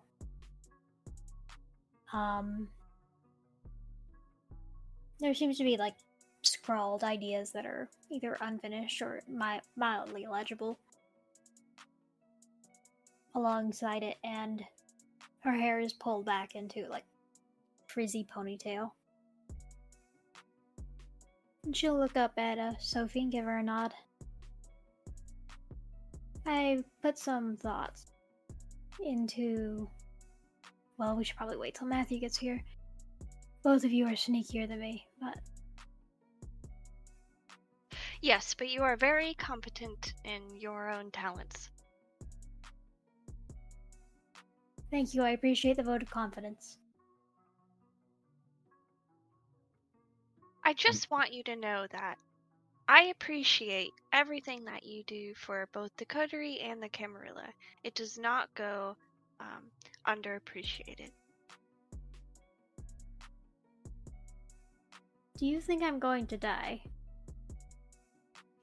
No. If anything, I think you're the most likely to survive in most of these scenarios. Yeah, I mean, and he'll be coming around the corner of the walking in. If I had to place a wager on who's most likely to survive, it would be you, Maggie.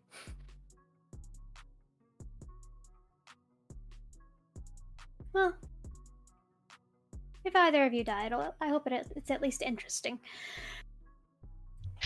I've told you before, I apologize, but I want a very boring death. It'll most likely be a me doing something stupid. Let's be real. Well, you've done plenty of interesting things so far. I'm sure that your death will be no less interesting. Yeah. There was actually there's actually a couple of things I should probably go over with both of you. My sire is in the city now. He, came in about 2 weeks ago. Is he, are you both on good terms? Is this a happy occasion or a sad occasion? We are on good terms. I have a very good relationship with him. Oh, wonderful!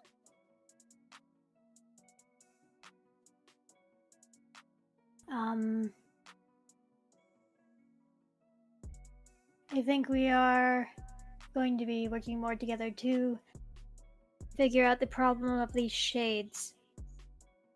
And the spiritual problem. Then this brings me to what I wanted to talk to both of you about.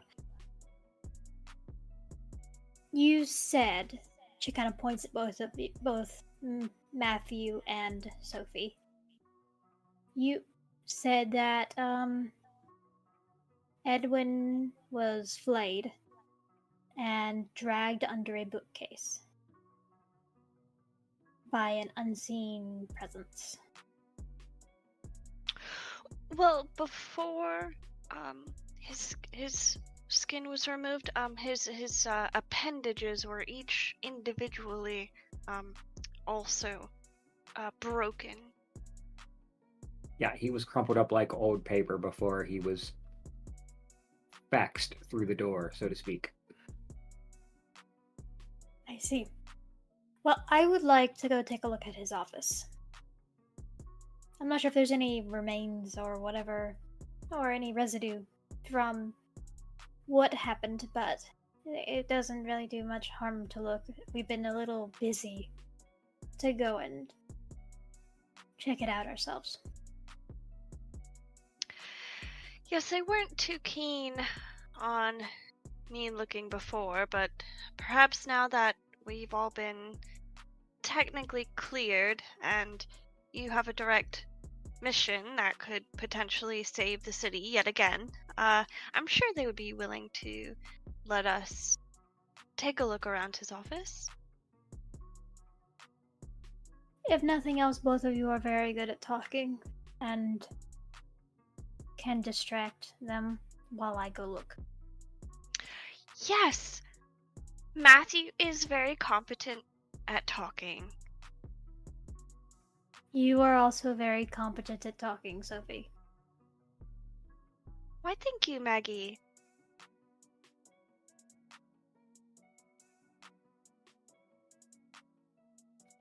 We'll get to the Stepford Wives thing in a minute here. I mean, I'm in, if for no other reason than I've always been curious what's behind there. Yes, I am curious too. If we're able to, I'd like to get back up on top of the roof to see if I can gauge any similarities. I don't think I will be able to, but it's no harm in trying. At this point, at least. I mean, we could use that as a reason to get in. You need to take a look around because you're worried that, more of this stuff might happen. And that pretty much was the apex of disaster area when it happened. Yes.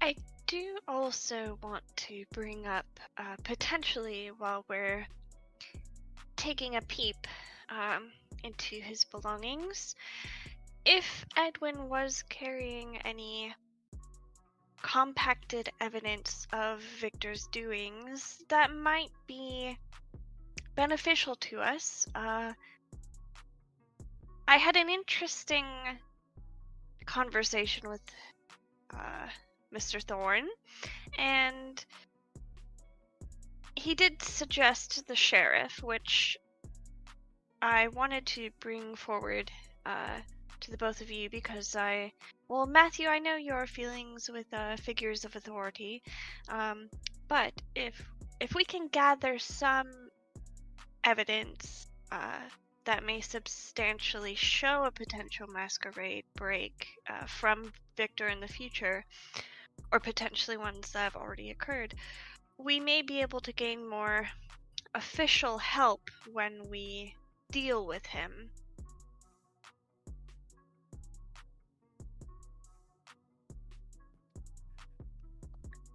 Considering our track record and how I like to jump the gun sometimes, getting people of authority to help us in this situation who will less likely get in trouble for investigating possibly would not do any harm.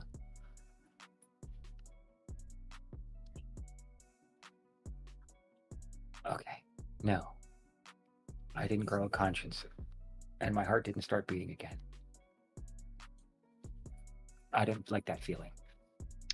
I mean, all in all, the sheriff may spit in my face and tell me that it's none of their concern and that I should not bother them with it. But if we have something of Edwin's that shows there should be concern, it may help us get more allies.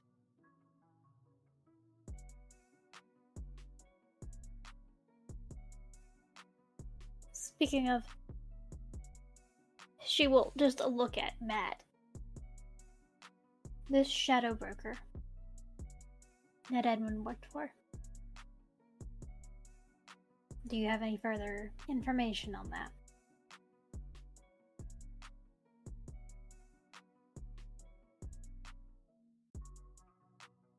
Nothing that he didn't already share with us that I'm aware of.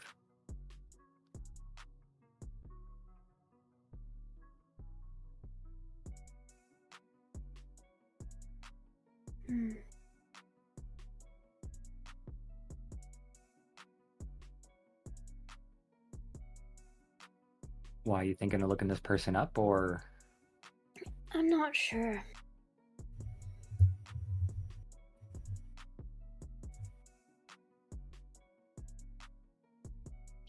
Or perhaps this shadow broker who has shadow in the name has some sort of power to do this, and perhaps Edwin didn't do a good job, and the shadow broker was angry and took it out on Edwin. It's a possibility.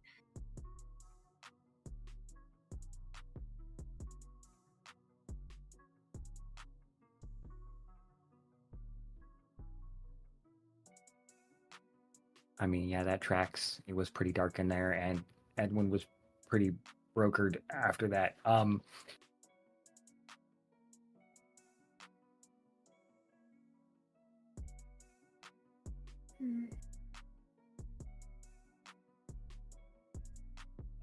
Yes.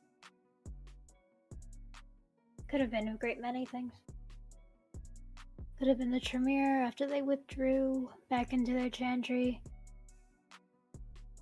Could have been whoever he took that oblivion from. Many options.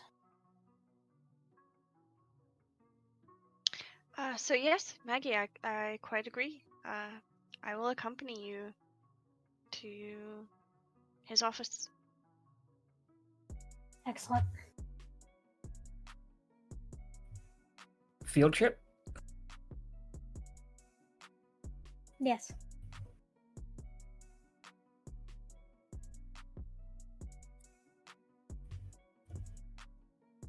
And with that, our Coterie leaves the ascent and makes their way to the Delhi. Except when you arrive this time, it's not the same kind of welcoming that you're accustomed to.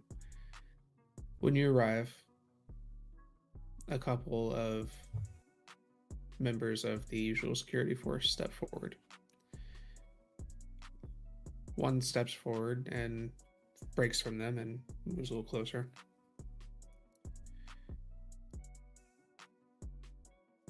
We weren't expecting company this evening. Yes, you'll have to forgive us. It was a spur-of-the-moment decision, but my associate here, Miss Haywood, believes there might be some problems that stemmed from the last time we had an incident here, or I should say you. So she wished to investigate to make sure that the problem doesn't resurface.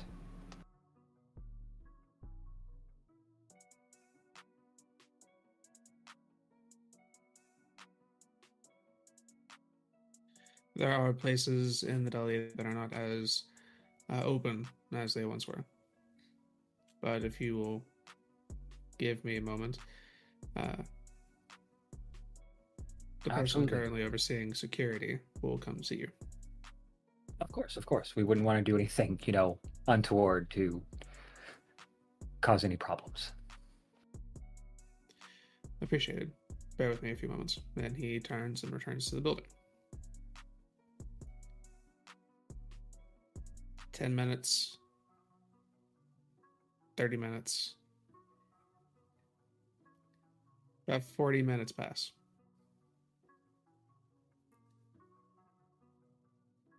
They come back outside. And with them is Kyle.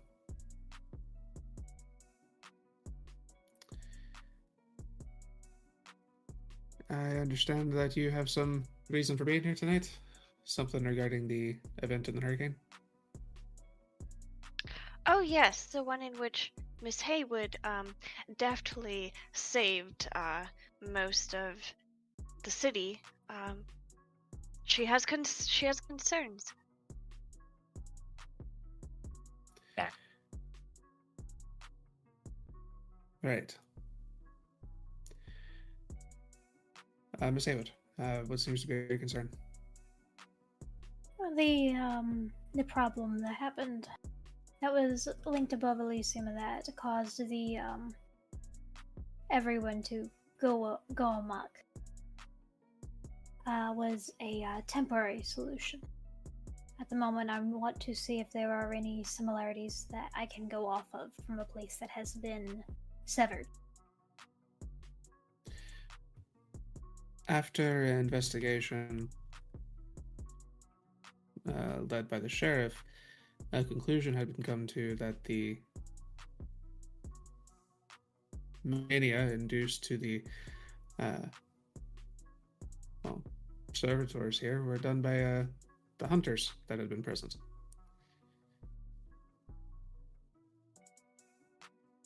I was given special dispensation by Mr. Kane to use certain abilities of mine to look around as I was during the shutdown during the lock-in. And that is an understandable but incorrect conclusion. The hunters simply took advantage of the situation that they came upon.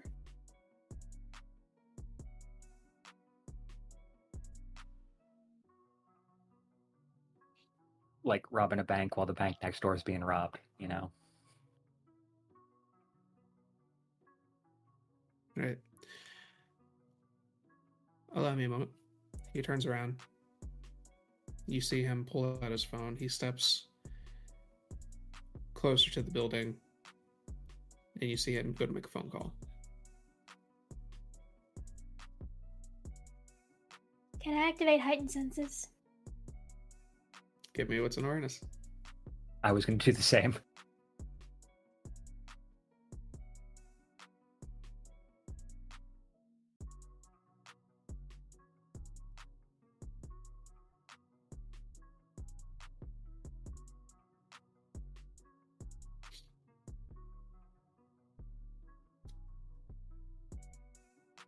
Four.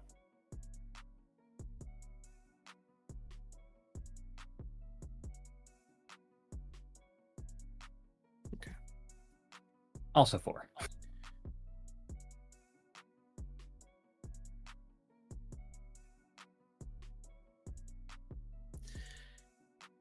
Pop heightened senses, and you begin listening. You hear Kaho.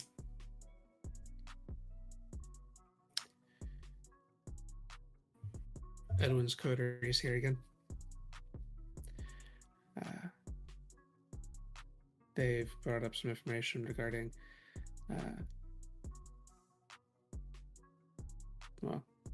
the Kata business on the night of Edwin's death. If what they're saying is true, do you want me to let them in? And you hear faintly coming from the other side.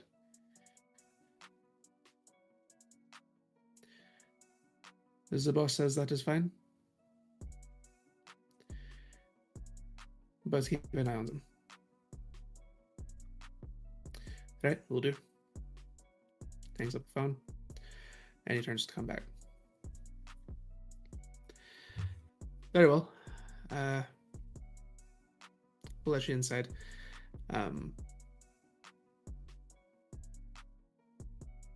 Most of the repairs have been made at this point, from the roof and such. And I hope you understand, there will be an escort for most of the time. We are still looking into things, clearing some things out. You understand. Of course. Oh, absolutely. He turns toward the one who originally kind of addressed you. This one, he's newer here. His name's Nick. He's going to show you around. He'll follow you as you are doing what you're doing. If you need anything, don't be afraid to reach out. And he turns and heads back toward the building. Sophie is going to turn to Nick. Now, don't be afraid.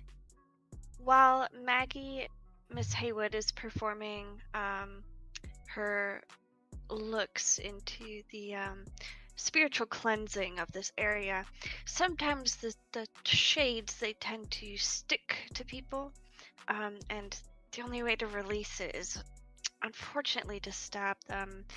But you probably won't get attached to. Just try to stay maybe a little toward the door, so it'd be more likely one of us gets the attachment. We don't want you to get stabbed, but please be aware, if you see Miss Haywood stab Mr. Lekar or I, it's simply part of cleansing this building. He looks mortified. He turns to, like, almost looking for some kind of, like, is she, like, fucking with me? As she turns toward Matthew and Maggie. Oh no. The previous time when we were here, I had to stab our associate. She kind of looks around. Oh, he is not currently with us at the moment. Tall Bruja hat. go ahead.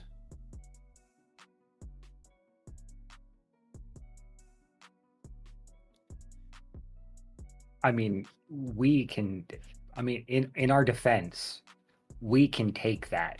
We're a little more sturdy in a way, but I'm worst case scenario.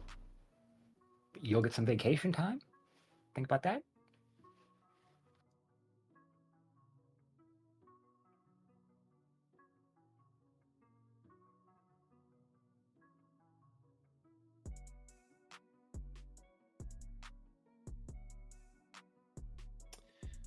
Okay.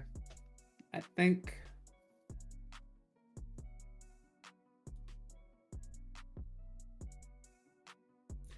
think Sophie setting the groundwork is going to do the role itself. So I will want because of how you handle it, I'll call it charisma and intimidation, but you can take a die from each of them providing you assistance. Who is rolling that? Sophie. Good.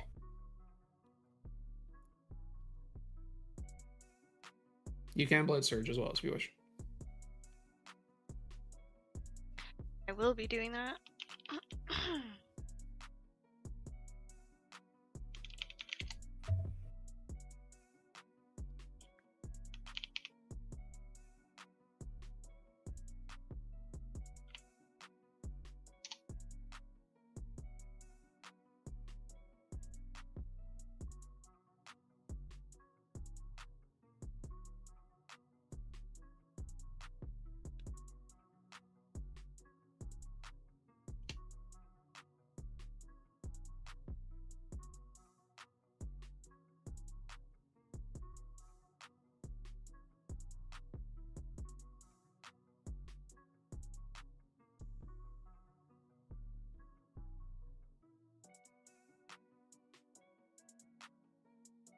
Okay. He sits there for a moment. Okay. I'm sure it would be fine if I wait in the hallway when you're doing your whatever that is. And you can just let me know when you're done. This agreeable? Oh, yes. That will probably be the safest place for you. Very good. Where do you need to go? There are 2 locations that I wanted to. Well, actually 3. The main room that we were all congregated in, Mr. Kane's office, and if we are able to, I would like to go take a look at the roof again. Okay, yeah, all 3 of those should be accessible. Certainly. Follow me. And he... Thank you. Yeah. He takes you inside first, going into that main kind of lobby that everything took place in. Looking at it now, it's almost as if nothing happened.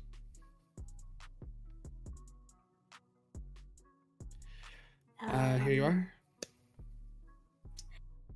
Thank you. And so that I don't disturb you any further, she's gonna slide on her sunglasses and activate her Oblivion sight. Okay. As you kind of look about here,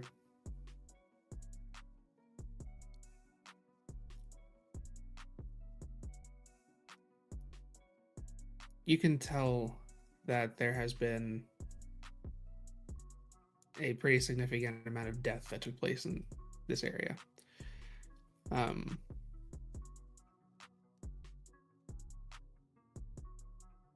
But you don't see anything necessarily clinging. It's just worn.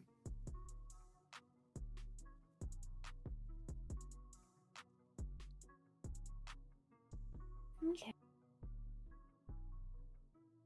If she activates Binding Fetter, is there any in this room? No fetters in this room. Okay.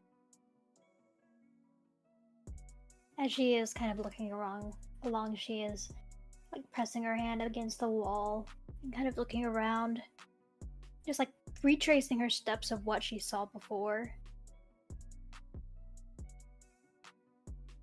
And kind of muttering under her breath, moving like there are people around her.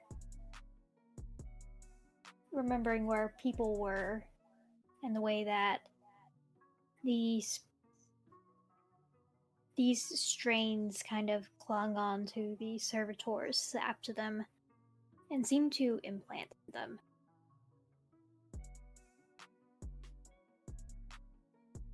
She's gonna make a full round of the room and then go toward... It looks like this room is fine. May we look at the office? Certainly. He takes you down the corridor, past the little like admin spaces, and then takes you into Edwin's office, which is completely cleared out, except for the bookshelf. Still has all the books on it, but there's no desk, there's no chairs, just the light and the shelves. Okay. And he takes a step out of the room. If you tell him you're about to do something that might require stabbing him, he will step out of the room. I am about to do some very particular investigation. Say no more. Just let me know when you are done. I shouldn't be seen without you. And he steps outside and closes the door.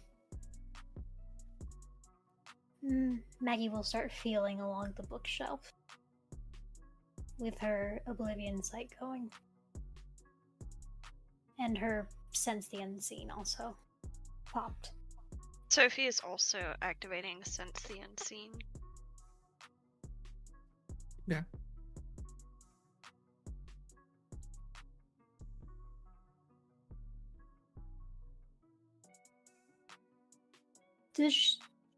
I'm assuming she would remember the correct book to pull to open it. Sophie could also help her remember because Sophie has seen Edwin do it. Everybody in this room has seen that combination. So whichever one of you has the highest intelligence in occult can make a roll and add 2 dice to your pull. I have 5 for that. Yeah, that's higher than me. Yeah. So I'm adding 2 more dice Adding to my 2. pool. Mhm. Cool.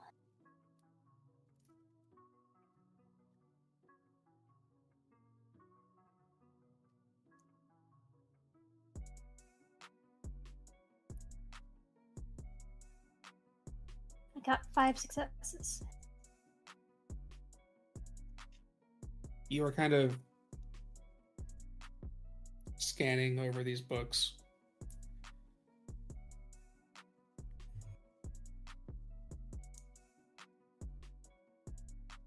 And then finally you pull one. The 3rd book on the first shelf. The 7th book on the 2nd. The 9th on the 3rd. And the 1st on the 4th.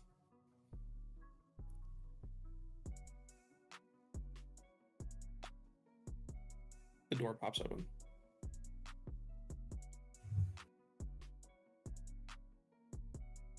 She will gingerly pull it open and start investigating along the hinges, along the floor, and behind it. When you pull it open, you see it goes into a very dark metal kind of spiraling stair.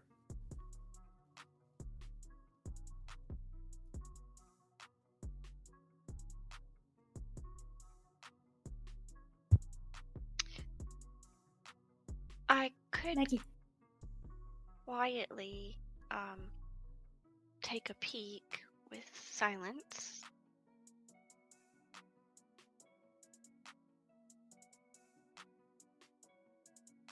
if you feel comfortable with that.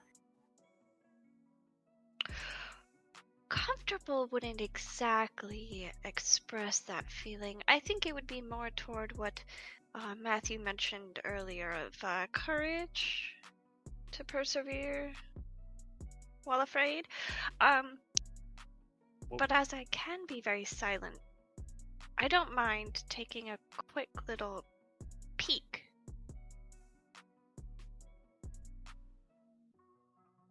All right. I mean, technically, it's more her skill set. I mean, she's the bunker babe, so I'm not sure whether to be offended or happy that you've given me such a nickname, as perhaps nicknames are a sense of camaraderie in a group. But yes, I will activate Silence of Death and Unseen Passage, and I will slowly creep down the staircase, making no creaking at all. And what are the two of you doing as Sophie goes downstairs? Maggie's keeping an ear out for Sophie, but she's also like looking through the bookcase now because she remembers that little book, that little journal that Edwin had when she first came in here. And Matt will be keeping an ear out on the door in case anybody shows up or our boy decides to walk in to see if everything's okay. As you are scanning the shelf,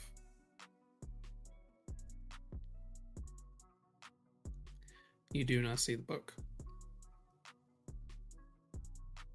Looks as if when cleaning the place out, they might have taken anything that was directly Edwin's out of this room.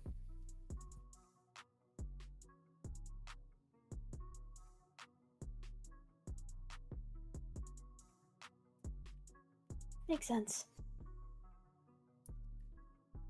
Sophie, as you make your way downstairs, you travel for a few minutes, and then finally you find a door. But then the steps continue going down. The door looks like it is designed to push open from this side. And there's like a little plate glass window that you can see into the room with. As you kind of poke in, you recognize this space. This is where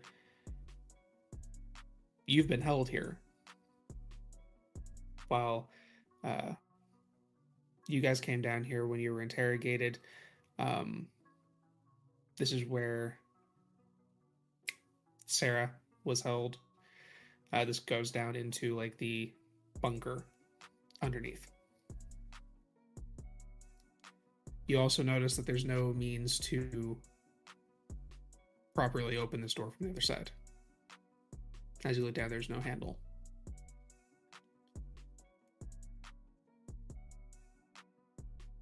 Do you wish to progress through that door, or do you want to go down?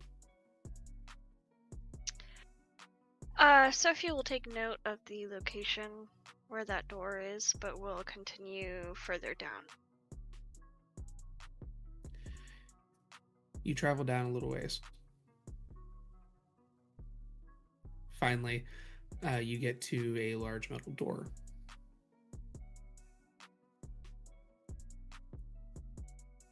There's no window, nothing peeking in.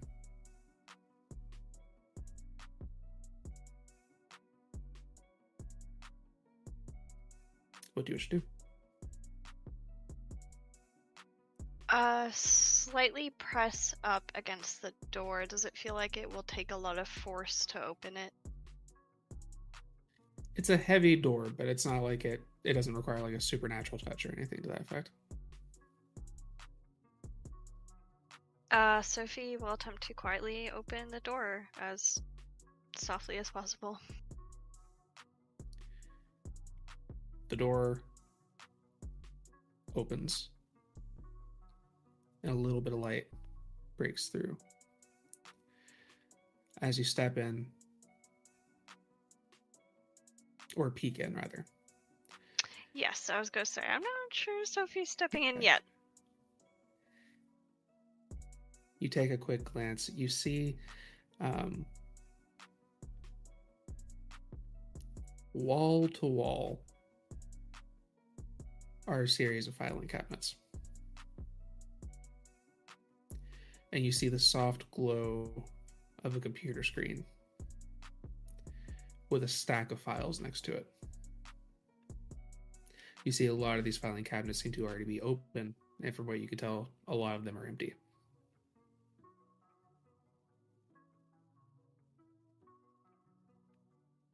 Give me a wits and awareness.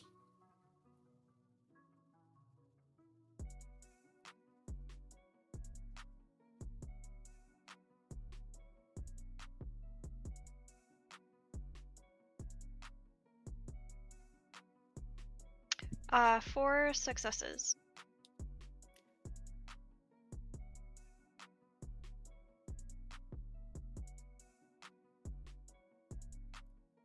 You didn't notice them immediately, but cast against the glow of the screen, you see the silhouette of a person. You can hear the clicking of the keyboard on the other side of them. They're not aware of your presence.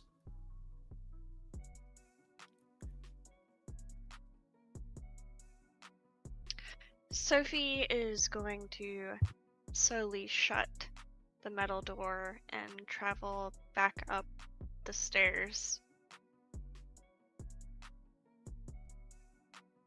Okay. Are you heading all the way back up to the office? Yes, the intent is to relay this information to Maggie and Matthew. As you're making your way back up, Matt, you're standing by the door. There's a knock. Hey, just checking in. I've been out here for a few. Matt will kind of crack the door open. Yes, and thank you for your patience. If you just give us a few more minutes, there's some residual hinkiness in this area, These but books have a weird energy.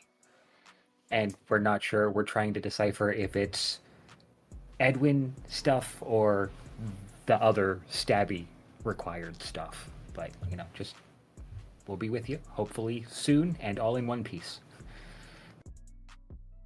Give me a manipulation and subterfuge. Can I give him a teamwork? Sure.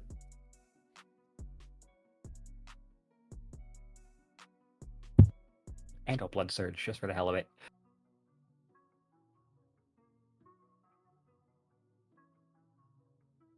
I do get hungrier.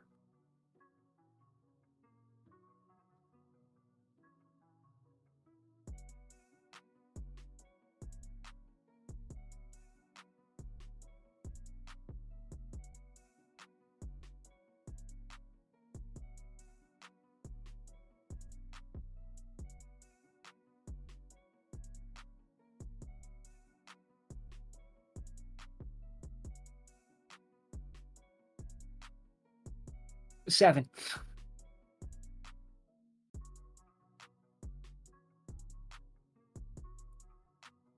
Okay.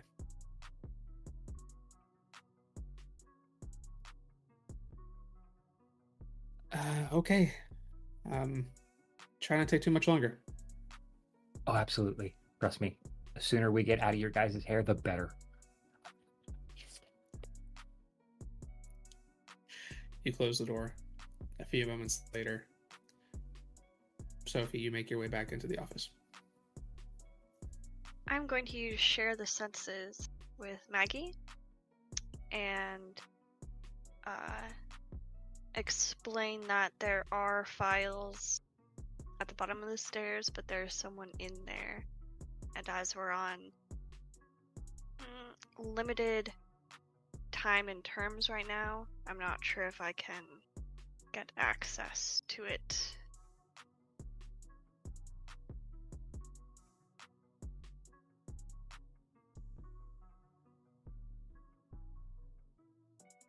Share the senses is usually one way, so Maggie will give a nod if she hears Sophie come up.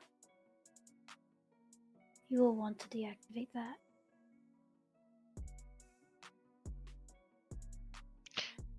Sophie will deactivate her unseen passage. He will slowly close the bookcase.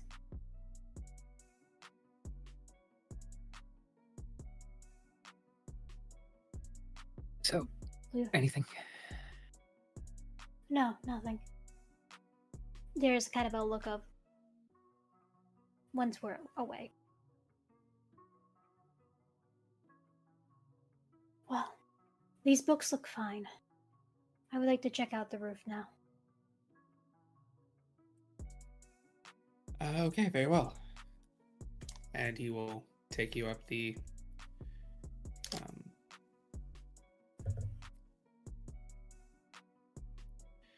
he will take you the path to the roof. I've lost words today. You get up to the roof. You can see where the glass has been restored. Not even a blood stain where you stabbed Drake. As you come onto the roof, he kind of stands there and goes, whatever you need to do. Yes, this is where I stabbed someone. I would recommend you standing on the staircase or behind someone that's a little sturdier. Now, Maggie, I just have to ask before you start this. Was it here? Was this the exact spot? I need a mental picture. I'll wait by the stairs. And he walks away. Maggie will just kind of nod as she looks around where she is now, activates her Oblivion sight again. This is where we did it. Where I stabbed him and where the eye of it all was. Matt's looking down at the floor, just, I am going to paint this someday.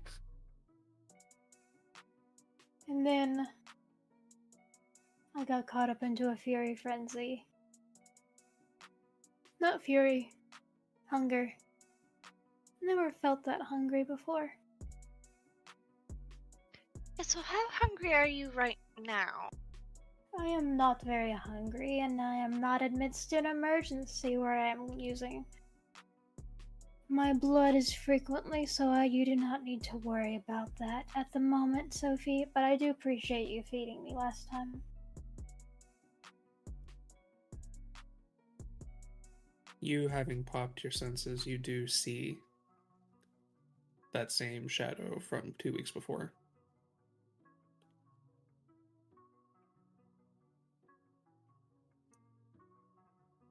Does it have any lingering down into the, She's going to activate Binding Fetter to see if it's linked to anything. Binding Fetter. As you use Binding Fetter, I'm going to need a Composure Resolve check.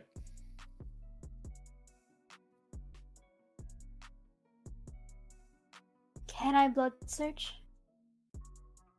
Sure.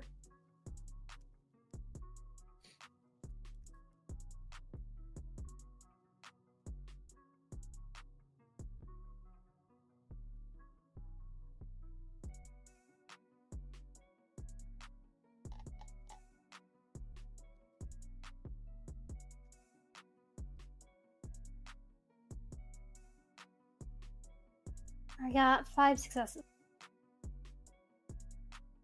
Okay.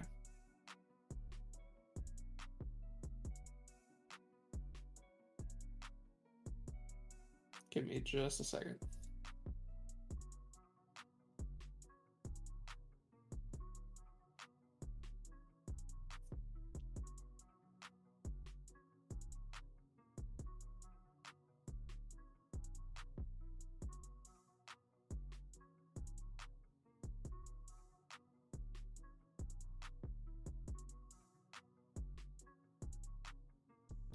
Now, just to make sure I'm on the same page, you used Share the Senses on Maggie.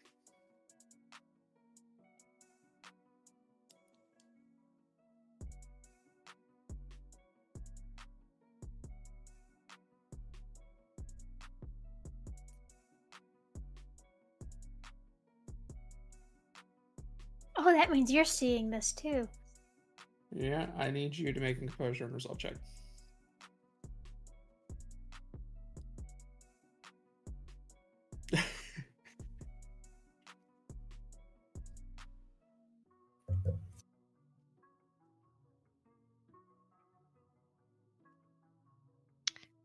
Two successes.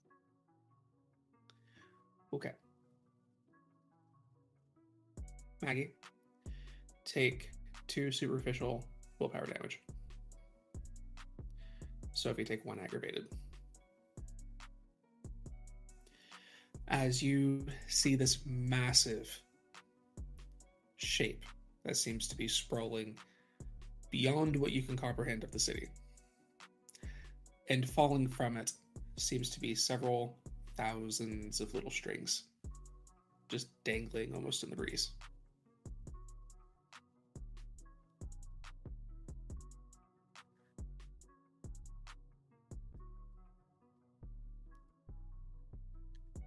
Sophie will cut off her silence of death and turn to Maggie. What in the blazes is that? That is what that is what I'm dealing with. You can you may want to turn that off. Or That should I continue to look to make sure we aren't... I don't want to step into any area, perhaps, if they're trailing down like that. Those are threads to fetters. Or what were. They don't usually do that.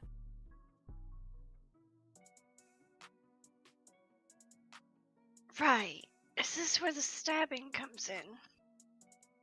Well, I would need something directly linked to stab.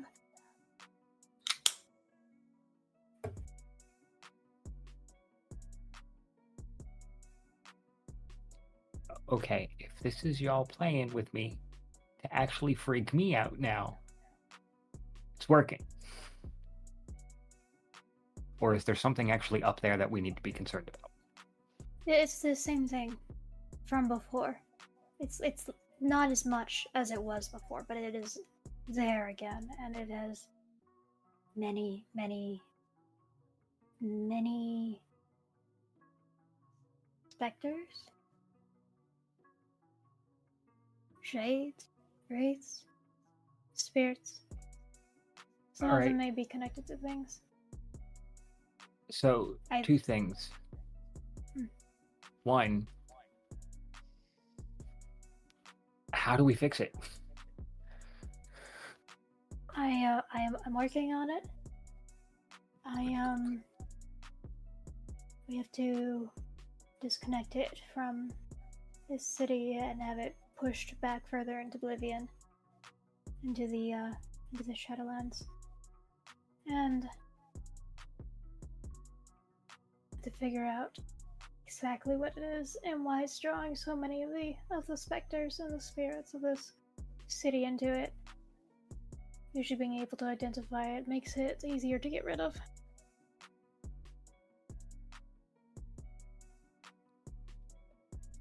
And how many of these strings are attached to it? And do we have to worry about each and every one of those?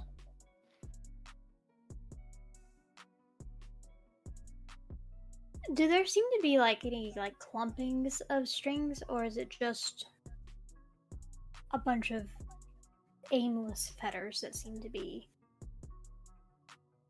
too much to really comprehend? It's kind of that. It's the only reason you can tell that they are singular strands is that there are some that are close enough that you can tell. It's almost like you're trying to look in the back of somebody with very long hair and try to figure out and try to count them. The fetters are not what we are worried about right now. It is The little black rain cloud. the rain cloud that is the magnet. the one with the pull. There is something that is drawing all of them together and subsuming them. So we get rid of that. That's our main goal. I have a map at the ascent. There is something that appears to be a very large... It's like that. It is that. But it has many legs. Like a very large spectral spider that is stretched out over the city. And there are places that have connections to it that I've been able to identify.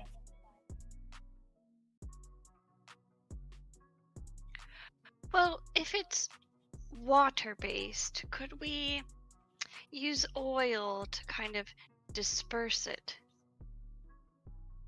Water? Well, it's a kind of a cloud almost, right? It's taking up a cloud-like form. It's a shape of a cloud. They can take amorphous shapes. They aren't things that physically bind them are the fetters. At this moment, you kind of recall a couple of visions that Bella and Nick had that described something to the effect of a giant spider hovering over the city.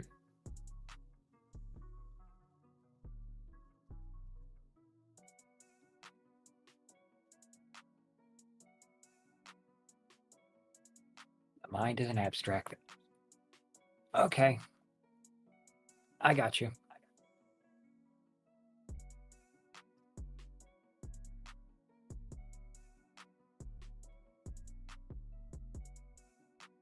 My sire is here in the city to help with this. There are 3 points of this triangle. I have 2 ideas that might be able to work.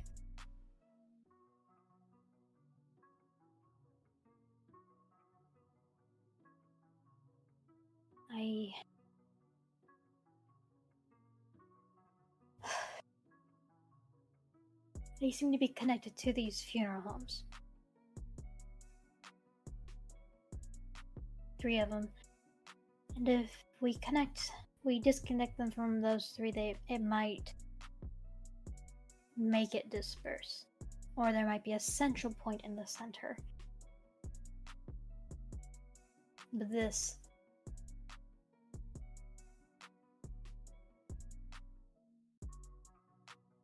I'm not sure what's going to happen when they disperse.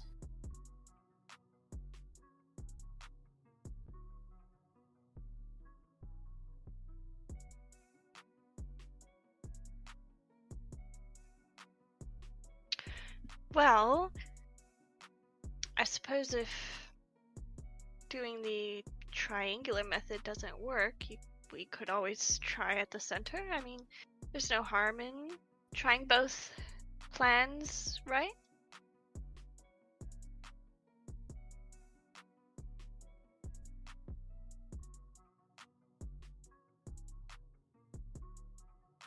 I'll see. I will need to talk with my sire more in person about it. We spoke over the phone, so.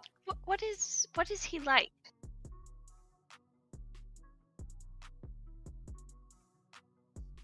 Italian. Okay. Like him already. He's charming. Yeah, I enjoy his company. Wouldn't it be wonderful if after we've solved this spirit issue and we've We found out what happened to Edwin, and we've saved Duncan. We could bring your sire out for a night on the town.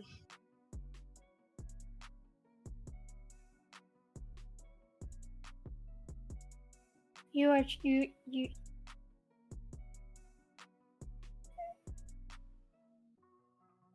Are you going to try and grill my sire? Oh, no, no, no. Why would I grill him at all? I haven't shown any violent inclinations like that. So, apologies, interrogate is the normal word for it. Oh, no.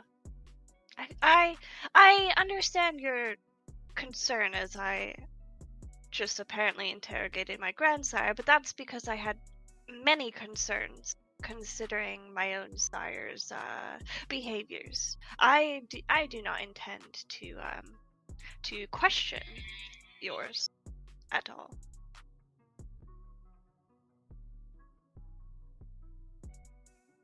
I will see if he is interested in meeting the coterie that I'm now a part of.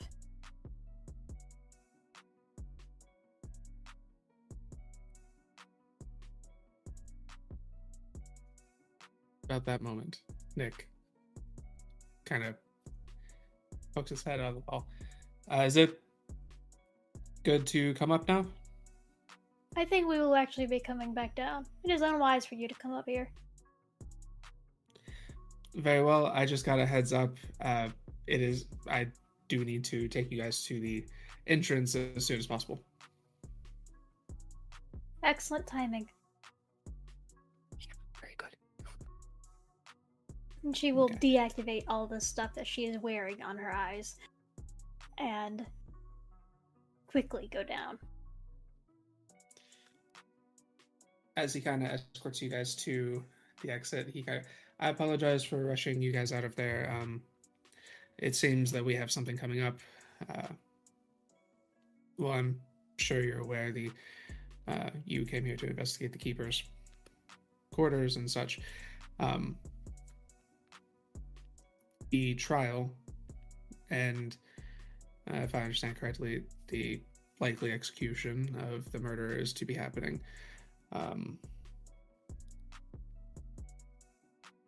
On the 2nd, Really? I believe.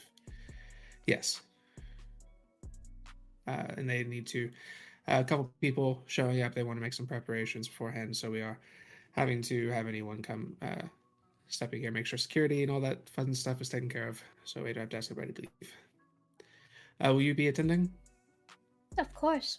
She kind of looks over to Maggie and Matthew. 2 of these are witnesses to defend the one that is on trial. I see. Very good then. He gets you to the gate. I hope you found what you were looking for. I did. Has this place been rewarded yet? Or is the court still in a tiff with the Tremere? The court is still in a tiff with the Tremere, but according to, well, I'm afraid we don't really have any Tremere allies at the time that might be able to assist us, as far as I am aware. This is a little bit above my pay grade. I know that there have been some people complaining about the Tremere's absence, and with Edwin gone, and no one has seen Dr. Alexander in some time, we're uncertain as to where they may be, or where he might be. So if anyone can place the warnings, it sounds like they're probably going to have to make some kind of deal. Yeah, y'all need to kiss and make up and get that shit out of the way, because this... I would. Like I said, above my pay grade, just what I've heard around the Understandable. mill. I appreciate your knowledge on the subject. Yeah, sure thing. If you will Well- tell Cahill make sure that when you do have this trial, that it is within a warded area, or somewhere that has already been warded, for the safety of those participating and those that will be the court members involved. Understood. I'll bring that advice to attention. Thank you. She will continue heading out. Okay. He lets you guys out, and then he returns to his post.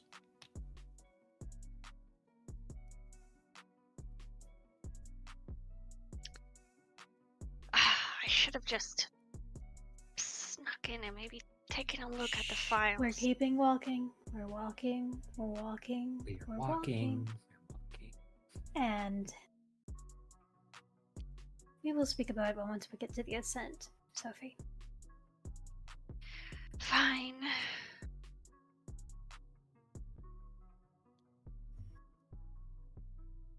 Not a long walk. You've made it a few times. You make your way back to the ascent.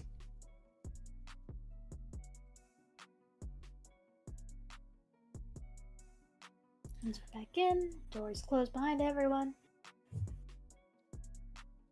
Alright. Sophie, if you would tell us what you saw down in that room. Yes, so the stairwell went to first an initial room into the chambers where they can hold people, like where they held Sarah or held us for interrogation. So just to keep that in mind, it did not look like it could really open from the side of the cells, but it's good to know that it exists. At the bottom of the stairwell was a large metal door, and it opened up to... There's a room with many file cabinets, and someone was at one of those computers. And I should have just tried to take a look at the files, but I was concerned with our limited time that I wouldn't really get a good look and that I might alert the person there that someone was with them. Do you remember what they look like? I don't believe I was given a description, so did Sophie see... Could Sophie give it a description? They were kind of backlit. You mostly just saw a silhouette of a person.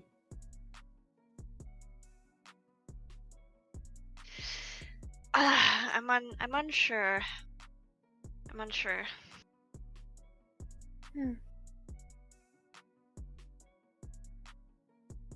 I don't think they noticed me though, so I did try to leave as quietly and quickly as I could.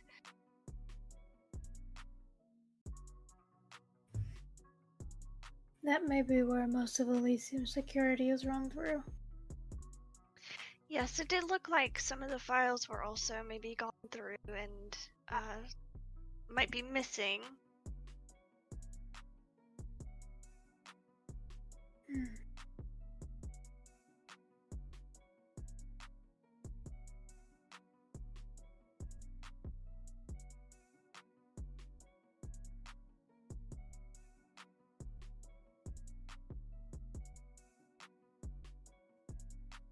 And dude said that things coming up soon. Mm-hmm.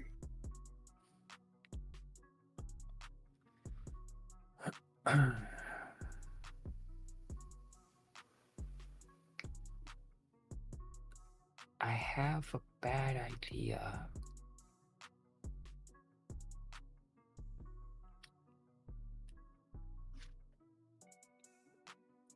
All right. Now,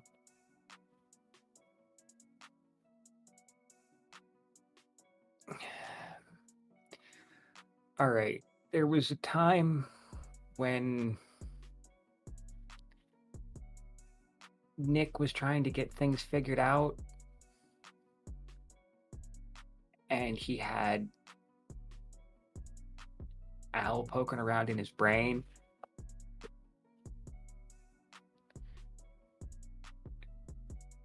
That sounds unwise. Well, I'm not saying Al specifically, but That was right before he perished, right? yeah. What if we go there and we find somebody in Sophie's family that's not Al, and see if they can do that to me To you. or to Sophie, because we were both there. Somebody that they trust that can be like, okay, yeah, this is exactly what they saw, and I mean, it won't help really prove Duncan innocent, but it might help. And also, maybe it's connected to what you saw. If what you are saying is accurate, it may be connected to what I saw. Depending on...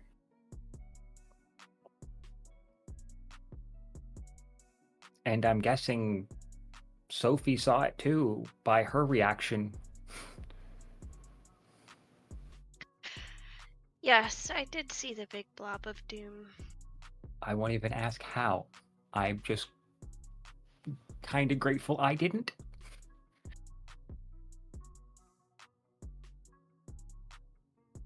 You were looking through my eyes, weren't you? I suppose that is a way to describe it. I was just trying to get you to see me and my intentions. I sort of, I guess, maybe slipped into your sight a bit. Oh, you did the thing that Nick could do. Okay, that makes sense. Didn't think about that. It's not a bad idea, Matthew. I mean, I'm really willing to do a lot to try to save Duncan, and I did suggest earlier to have a more official Ventrue perhaps dominate and get the truth out, but some of them didn't really seem very enthused about that idea.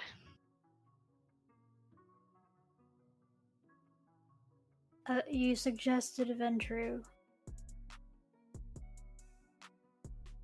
to dominate the side of your mind? When Gabriel was interrogating us, I had mentioned how it was maybe not in these words exactly, but I said it was stupid that they didn't have someone make us tell the truth, and then we could just tell the truth, and I was willing to do that.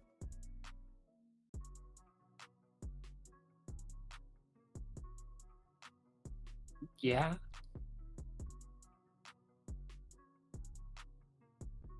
I mean, what's the point in having telling truth powers if you don't use it to enact quality justice? Well, there is the truth is very flexible in our world. And as the mind is just as flexible. So it depends. And not everyone likes to rely on such power to find truth. That is fair and painfully accurate. Maybe we can use this to get them to see that it's not just that, I'm guessing, is going to put a damper on everybody's, vacations and stuff if it goes boom again.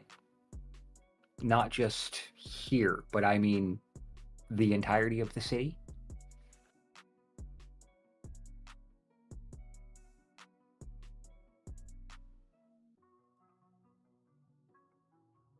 Well, I kind of like it here, and I would like to remain here for the foreseeable future.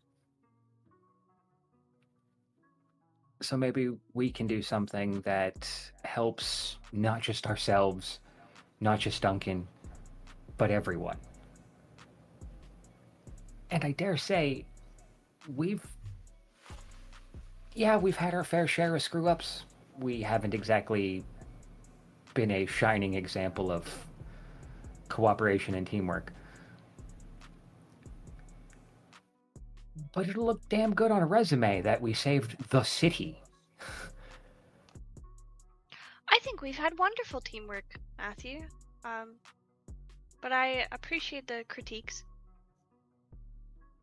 One of the ways to help keep it from getting so much worse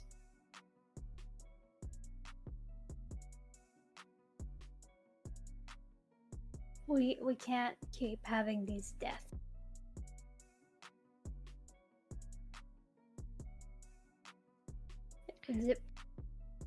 Mass death weakens the veil. It thins it in areas.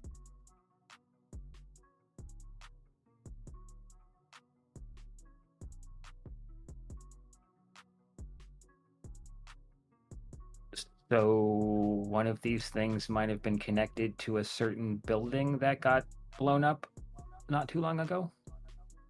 The triangle, I do not believe is, because that building that was blown up was within the neutral zone, but I do believe that may have contributed to some of the shades inspectors that may have been swept up into this. That's why I told you you would be helping me.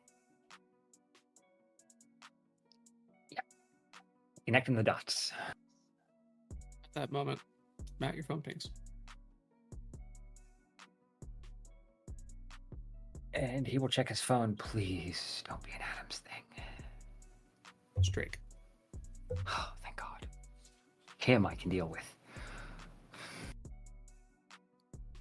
Hey, I found your man. And then he sends you an image.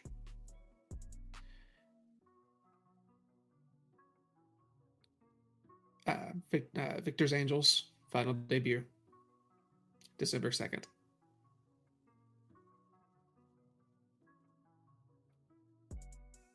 Well, shit.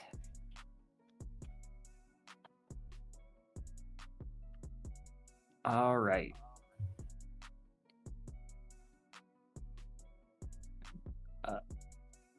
Just put thanks. Well, now Drake's caught up. When did he say the trial was? I believe he said it was on the 2nd.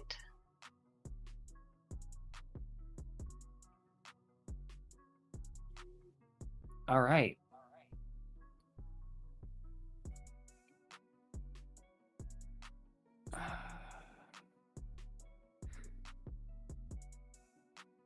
Maggie will look over at the picture. Can you send that to my computer? Can you email Sure. it to me? Thank you. Absolutely. Maggie's going to pull her laptop out of her bag. And she's going to pull up that email along with the picture. Is there a location embedded into the data of this photo? Like where it was sent from? Yeah. Usually whenever you take a picture, it'll have like location information if you have your location turned on your phone or device. Most things are connected to Wi-Fi these days. Right.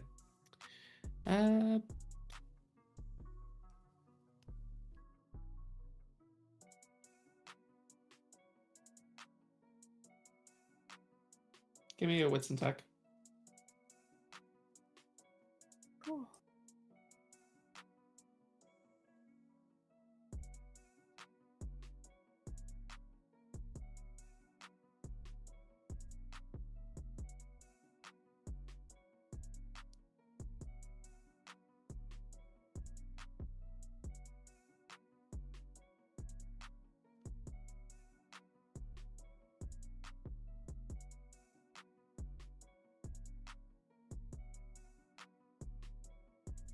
Unacceptable.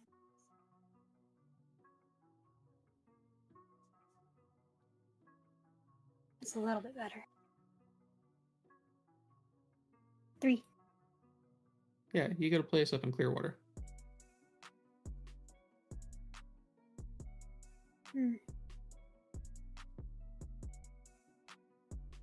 Maggie will look over to Matthew. If you don't want to break everyone up, we may be able to find him before the showing. Evidently has a place in Clearwater.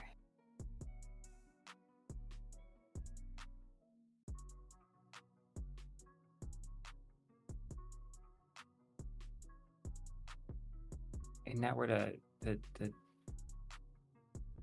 Scientology goofy people are? I don't keep track of cults these days. What is Scientology? A headache to explain, and even worse to listen to. Well, it's clearly based on science, correct? It's in the No. name. They would lead you to believe so, but yeah, it's a cult. It's a cult. Well, They make it sound like a religion, but it's a cult. Sophie, do you recall the Moonies? I don't think so. But if I'm under, we will go to retirement homes, sever their bonds to the dark blob. We will go save Gray and other potential angels, and then finish it off by figuring out what happened to Edwin, saving Duncan, and then we'll go out with your sire. You are very ambitious for one night. As I say, when you say it like that, I mean that just sounds like a Tuesday. Multiple nights, but I think it's a good plan at least. It's doable.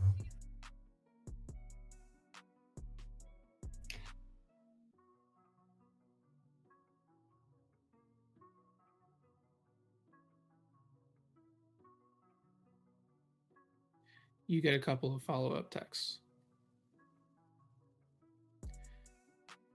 I'm being hunted. Can't resurface yet. Plan to end this on the 2nd. Victor's gone to ground. It's the only time we'll see him.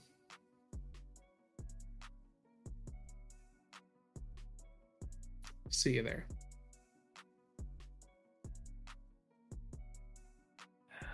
All right. So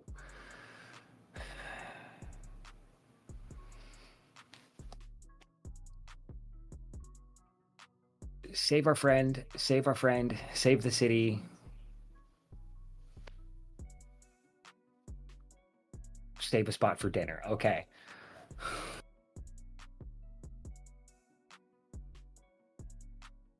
I've worked with Les, and right now we're working with Les. B-Man is... If this all needs to happen on one night, I will need to gather with my family and work to sever this. I don't believe this needs to happen immediately, but the sooner the better.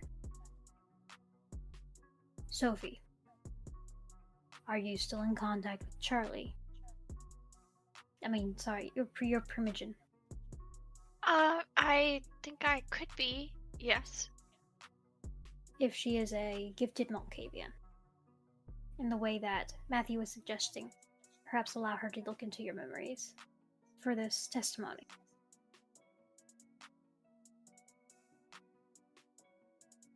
Yes, I assume if we were to do that, it would need to be at the trial, and I'm going to have to do some thinking on this.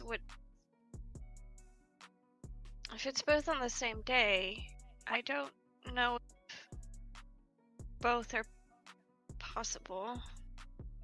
I don't think they are. which is why we are likely going to have to split up.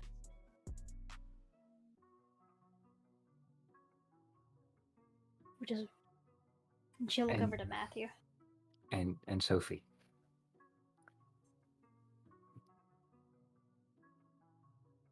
I can't even fathom what Duncan means to you. But seeing what he did to save us, I love Gray like family he tried like how to be.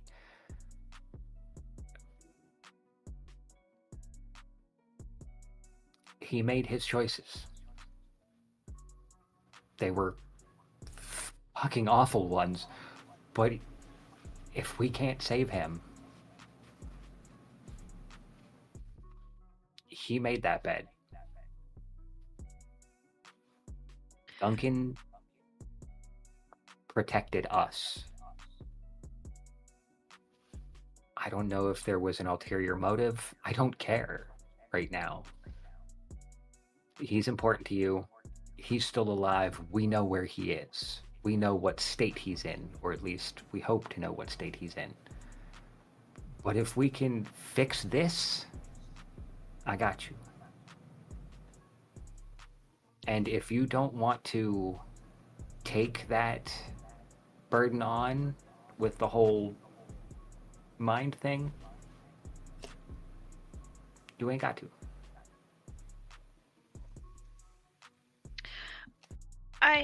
I don't mind the mind tunneling, perhaps that Charlie could do. Just because Gray made some mistakes and bad choices doesn't mean that they should perish for them.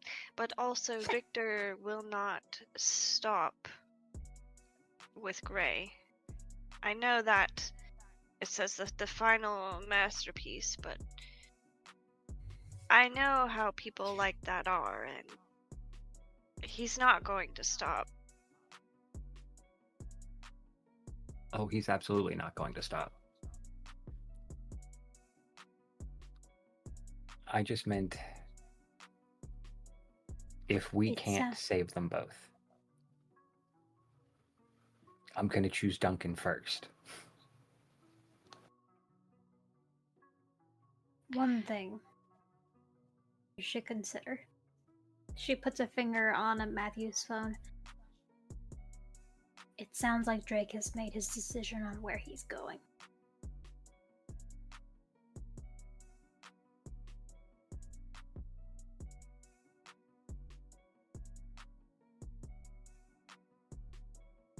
And I'll leave it to the lug. He definitely knows how to make an impression.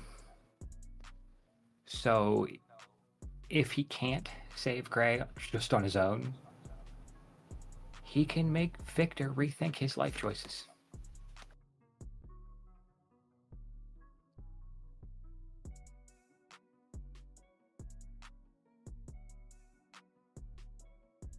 Yes, I'm sure we all needed a little bit of time to think about this. Mull it over for a couple of days. But we need to come back here with a plan. She will look at Matthew, an actual plan.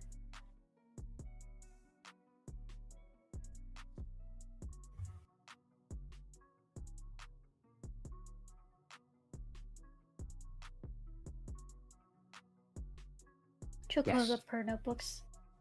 I need to go talk to Amethyst. I need to go talk to Pietro. I need to go talk to the Beaumonts.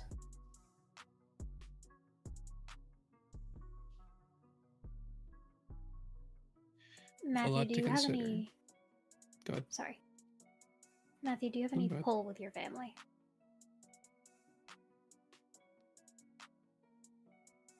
I would say not as great now, but I can see what I can't wrangle up.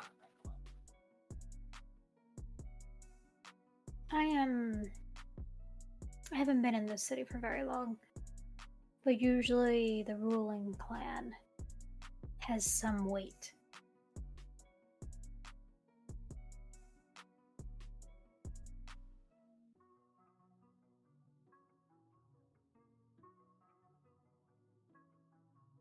Especially in court business.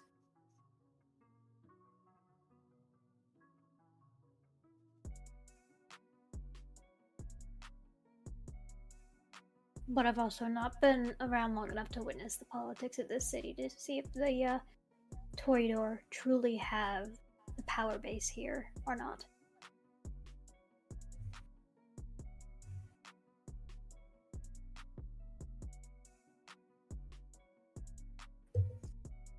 But if they do, perhaps it is time to see if you can owe your family a favor. She kind of glances over at Sophie and back to him.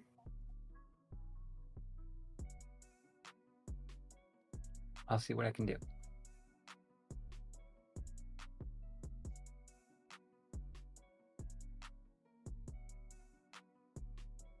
With much to consider and much to prepare for.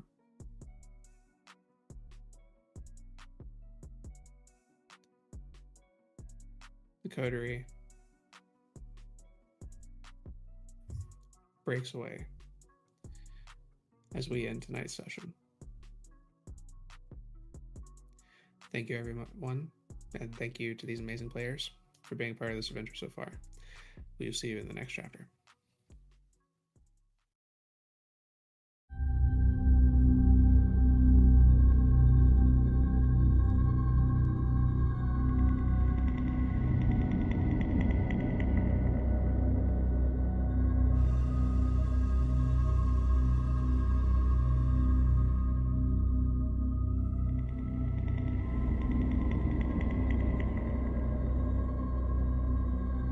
This has been a St. Petersburg by Night production. Bloody Strings is produced in agreement with the World of Darkness and Dark Pack.